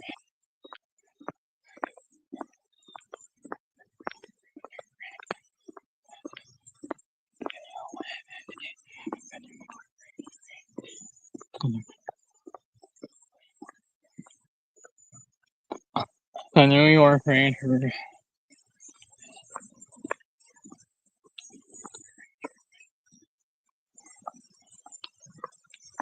Toronto. Well, it was bound to happen. That it was looking more like this team might become one of those teams too. And whether or not they're catching up to their standards, and that looked like Toronto was catching up, and for Bill Zito, I really give a lot of credit to Bill Zito, in my opinion, to Bill Zito. That Bill Zito and the Florida Panthers.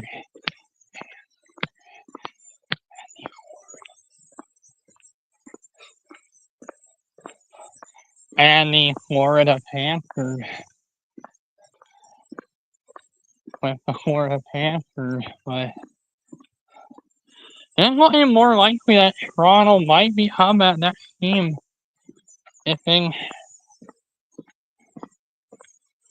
But it looks like those two were now likely Toronto assuring the proof people if we're not going away.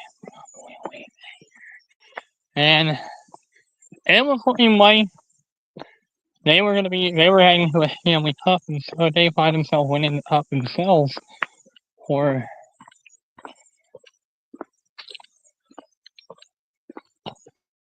the regression, but the regression that we saw, it looked like it was starting to get going in January, but movement, it kind of went up 3 games, and then then the regression began in January, but then movement, we had an uptick after in February it stalled. Suddenly it stalled again. Yeah. And it finally went up to like a huge wave of wind.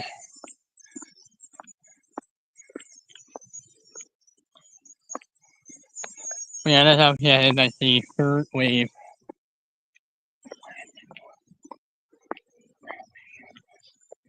January.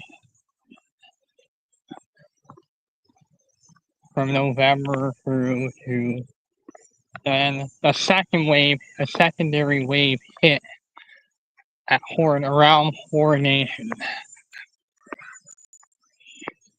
When it came back from Coronation, and the third wave, a devastating third wave, was definitely the mass destruction that we saw that took them to an end of the division. When generally it was heading like the division almost like in waves.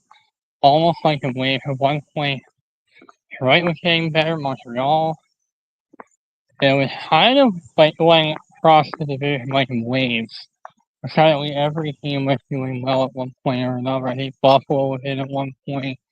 Detroit, Ottawa, Montreal, Boston were all in it. Pretty much just like every team in the division at some form or another were all in a playoff slot at the same.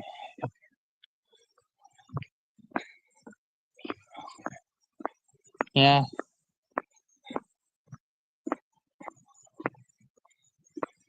And Toronto keeps racking up wins and victory. Yeah, Toronto have racking up some victory. They proving a lot of people wrong. Even though they won the Stanley Cup again this year, they were gonna have to likely do it without, or likely they were gonna have to try to win the Stanley Cup again without the division title on their side. It did not go in the division did not go in their favor this year. He went in favor of Toronto, and neither of those three games. And it was by now it was barely any ignore. It was hard to ignore. A lot of these teams just completely took over. Toronto was just on a complete tear. Toronto was on a complete tear.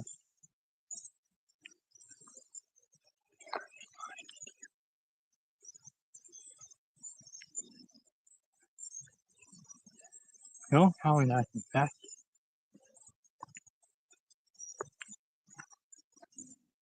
Don't tell me that this thing infected.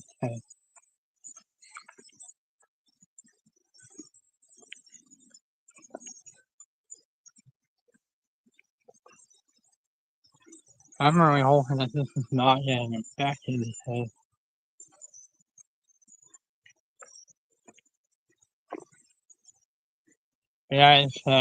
Jeff had an infection on his arm.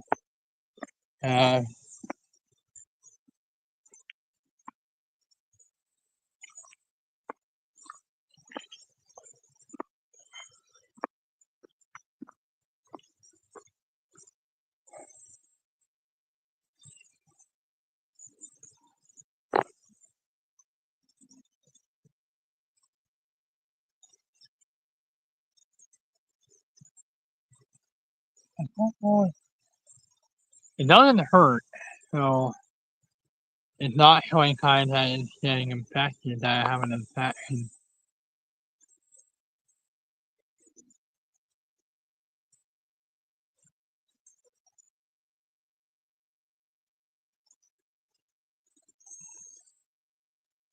Yeah.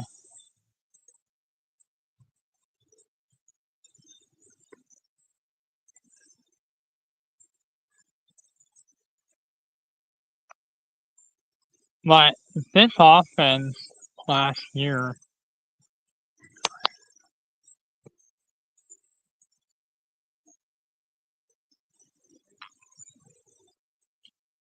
I mean that this is the earliest sunset we've seen in a while. I think the earliest sunset we've seen since May 1st, since maybe late April or early May. This is right back to around the time of that Ottawa Toronto series of the Battle of Ontario. This is the earliest since then.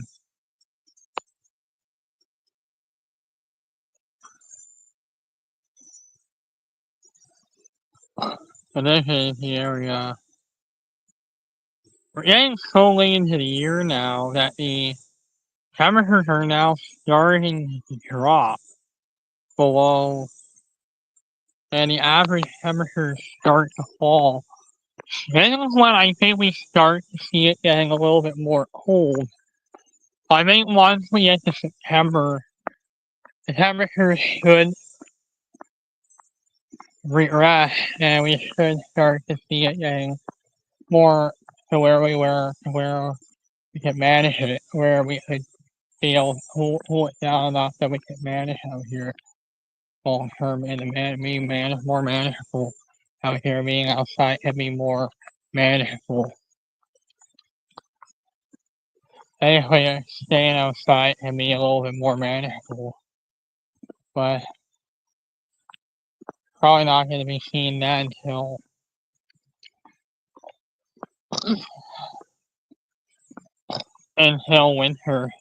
winter.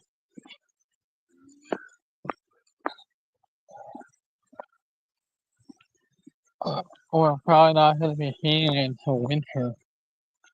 We're not going to be seeing that until about winter. Until about winter. We're not going to be seeing that until winter. Until we get into like September, early September is when I think we start to see it cooling off beginning at night and into October. Which might mean that by early November, will probably be our last outside stream before the cold really starts to set in, and then by that time we're probably gonna finally just stop these walks completely until spring.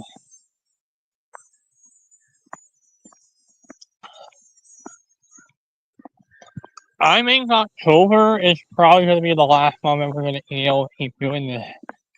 Now it is getting dark now earlier. And we're not in May anymore. This is the earliest that we've seen in quite some time with these sunsets, because by the time we get to December, it's not going to be very nice out here. It's going to be really pitch black out here. After that, it's really going to start to get quite tricky to see out here.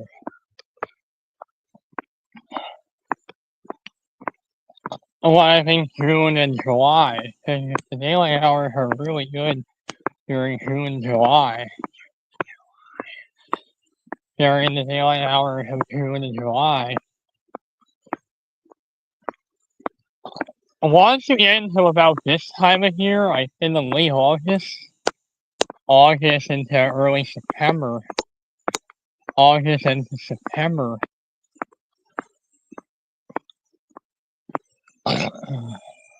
August and into September, August into September, into August into September, into the beginning part of September, and into the beginning of September. Okay, so into early September, August going into the beginning of September. It's gonna be pitch black out here until once we hit early September. September is definitely around the corner. I think it's definitely more obvious in March or September. September, I think, is coming across the equinox. That it's not going to be as long as much feeling. We're not going to have as much feeling. And this is where it goes down at its fastest rate. Where with the daylight hours move at the fastest rate. Usually August, September, February, March, April.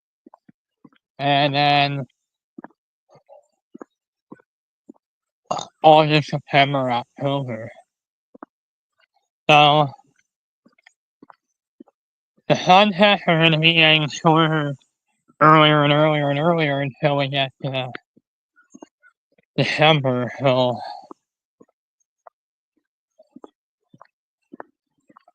winter's coming. I definitely know it's going to be fall, and then we get winter coming back. But so the colder temperatures are on their way. So colder air is on its way, and snow is going to be coming back, and we're going to have more snow. Hopefully, maybe not as much of a snowy winter. We all have to. It also depends on how the NA, what the NAO does in the winter, and what the PTO does. I think we should. I think we're going to have a positive PTO again. So I think we're going to have more rain up off of Alaska, and we're going to get more cold air again. So I think we should anticipate a similar winter to last year. But it's going to be cold, but just in the event that we have a negative PTO, and it looks like we're going to have a negative PTO heading up.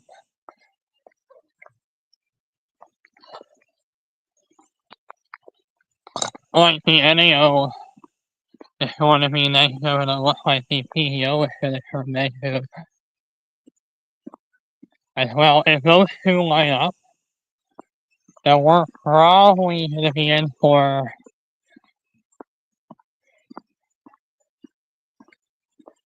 the last time we've had a negative PTO winter and a positive NAO winter was 2022, 2023. Now with that year we had those atmospheric rivers, and it got to a point where it got mild. I know it's mild here in the we actually had some very mild winters out here in this area. And we ended up getting a really, really mild, and we ended up having a really down year. We ended up having a down year as far as, and we had a down year. I think we kind of, 2022, the hurricane season had sort of a down year, and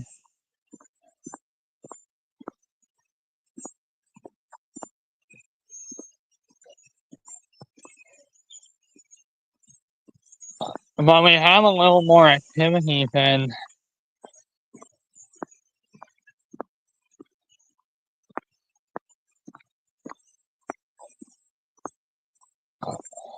yeah.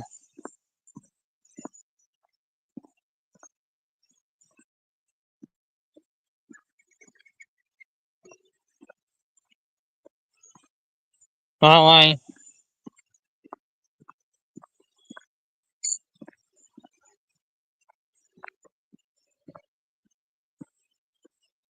I'm just wondering where everybody's going to finish this year. Mm. Well, I think the Rangers and Leafs are kind of in a similar situation. So I think 2016-17 might be the closest analog that we need to compare for both of them. I think we're going to have the Rangers and Leafs both in the wild card spot. I have the Leafs in the first wild card going through the Metro, and the Rangers in the second wild card going through the Atlantic. So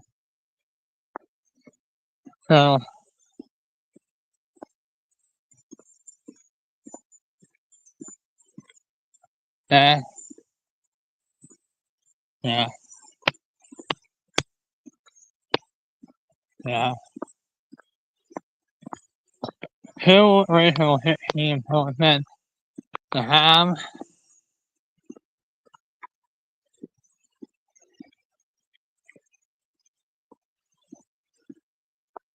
Yeah. Toronto,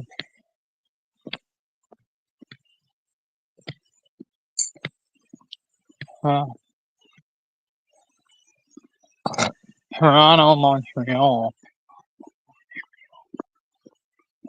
Uh, uh,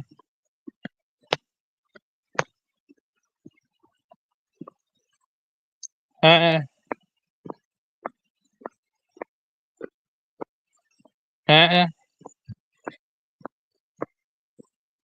uh,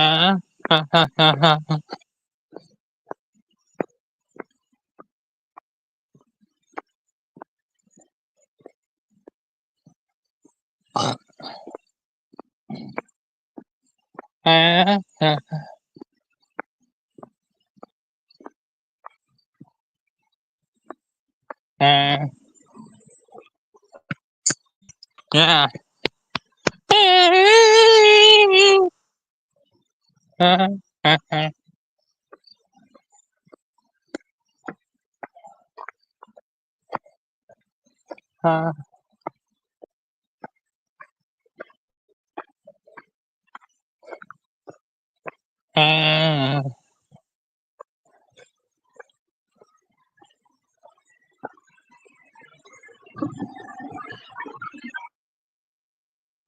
yeah.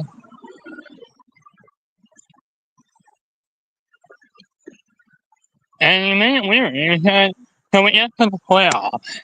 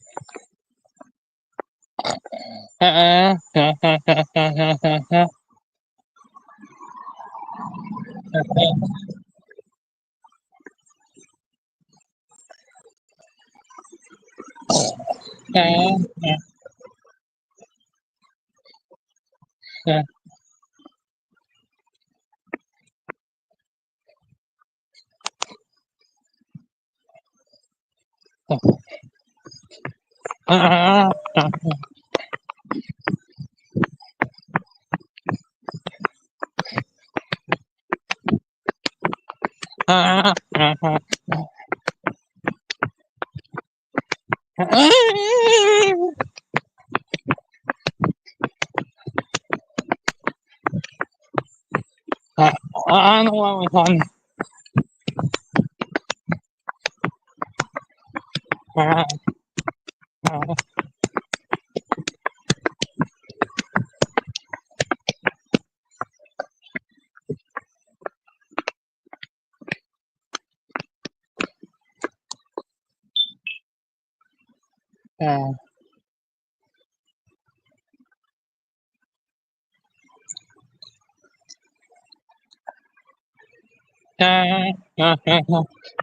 Yeah, some close sleep where,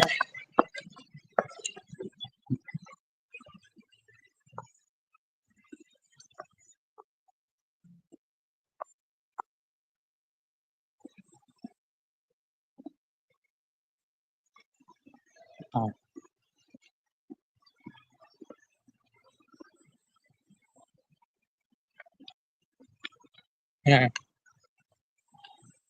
Well, oh man, I was really starting to think that the Battle of Ontario, is likely to be short-lived, in my opinion, and given the way school are playing, I think honestly, I would say that Andre Vasilevsky, Rocket kind of did not have that. It wasn't as great as he was, so I would say that the best goaltenders in the Atlantic were Allmark, with Stolarz, with Vasilevsky, Andre Vasilevsky, Linus Allmark, and Sam Mel. I think it was Jake DeBrusk and Sam Montimo in Montreal. So Montreal. They got in. I was wrong about Montreal and WB doing. Eventually, they were kind of sitting in that playoff and win.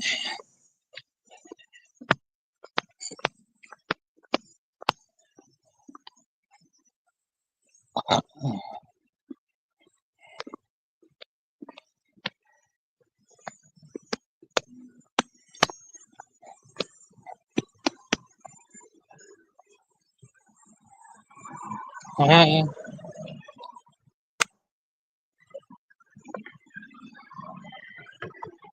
yeah, yeah, yeah, yeah,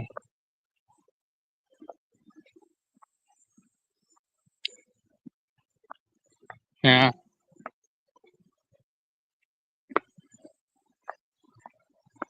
yeah, yeah, yeah,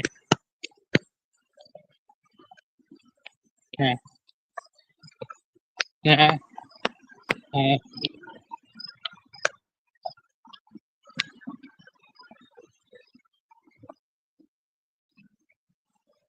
yeah,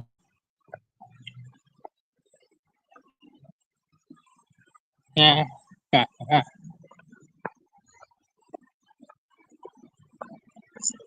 Oh, oh, yeah, oh,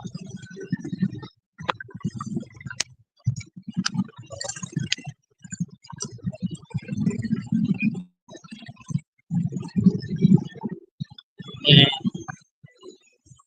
oh, yeah,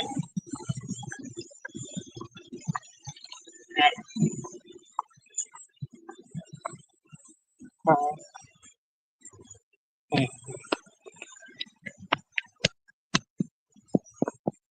oh, yeah, yeah,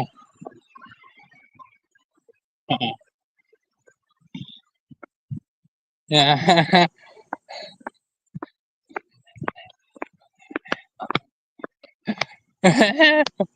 Like, it just feels like Toronto's just way better. Like, for they went in the Eastern Canada, they got swept in the Eastern Canada. Like, I have to think that this might have very well been the colossal damage of the Eastern Canada team. Because likely what they've been doing, I think it was that Montreal, started Montreal, Toronto, Ottawa got them in, and also Detroit. So it was Detroit, Toronto, Ottawa, Montreal, all were streaming them, and that's how they lost. They had a 5-game losing streak.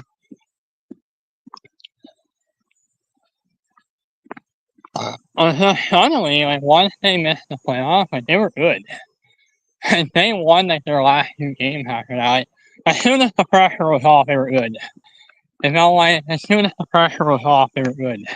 They were good. It just felt like, as soon as the pressure was off them, was off their shoulders, they were good. It just kind of felt like, as soon as the pressure was off, they were good. The pressure was off, they were good. They went through those 2 Florida teams, okay? Toronto, fortunately, Toronto, uh,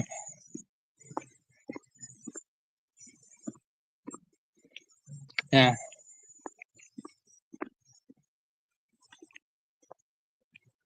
uh, but it was at that point, either way, they were not catching the lead at that point. Like, it was just too much that they were officially, at that point, I think it was after the Leafs beat Carolina. I really felt like that might have been their last chance they had. I think Sunday may have very well that might have very well been your last chance or a chance at being to regain control of the Atlantic. To regain control of the Atlantic. As they all had a chance to regain control of the Atlantic. But of course they fell short by 6 points. They missed by 10 points. 10 points. Oh, out of first place. Lost to Toronto. Alright, yeah, I'm gonna hop out now. Hope everyone has a wonderful day. Alright, bye bye, everybody. I was just watched the first one walking. Just kind of felt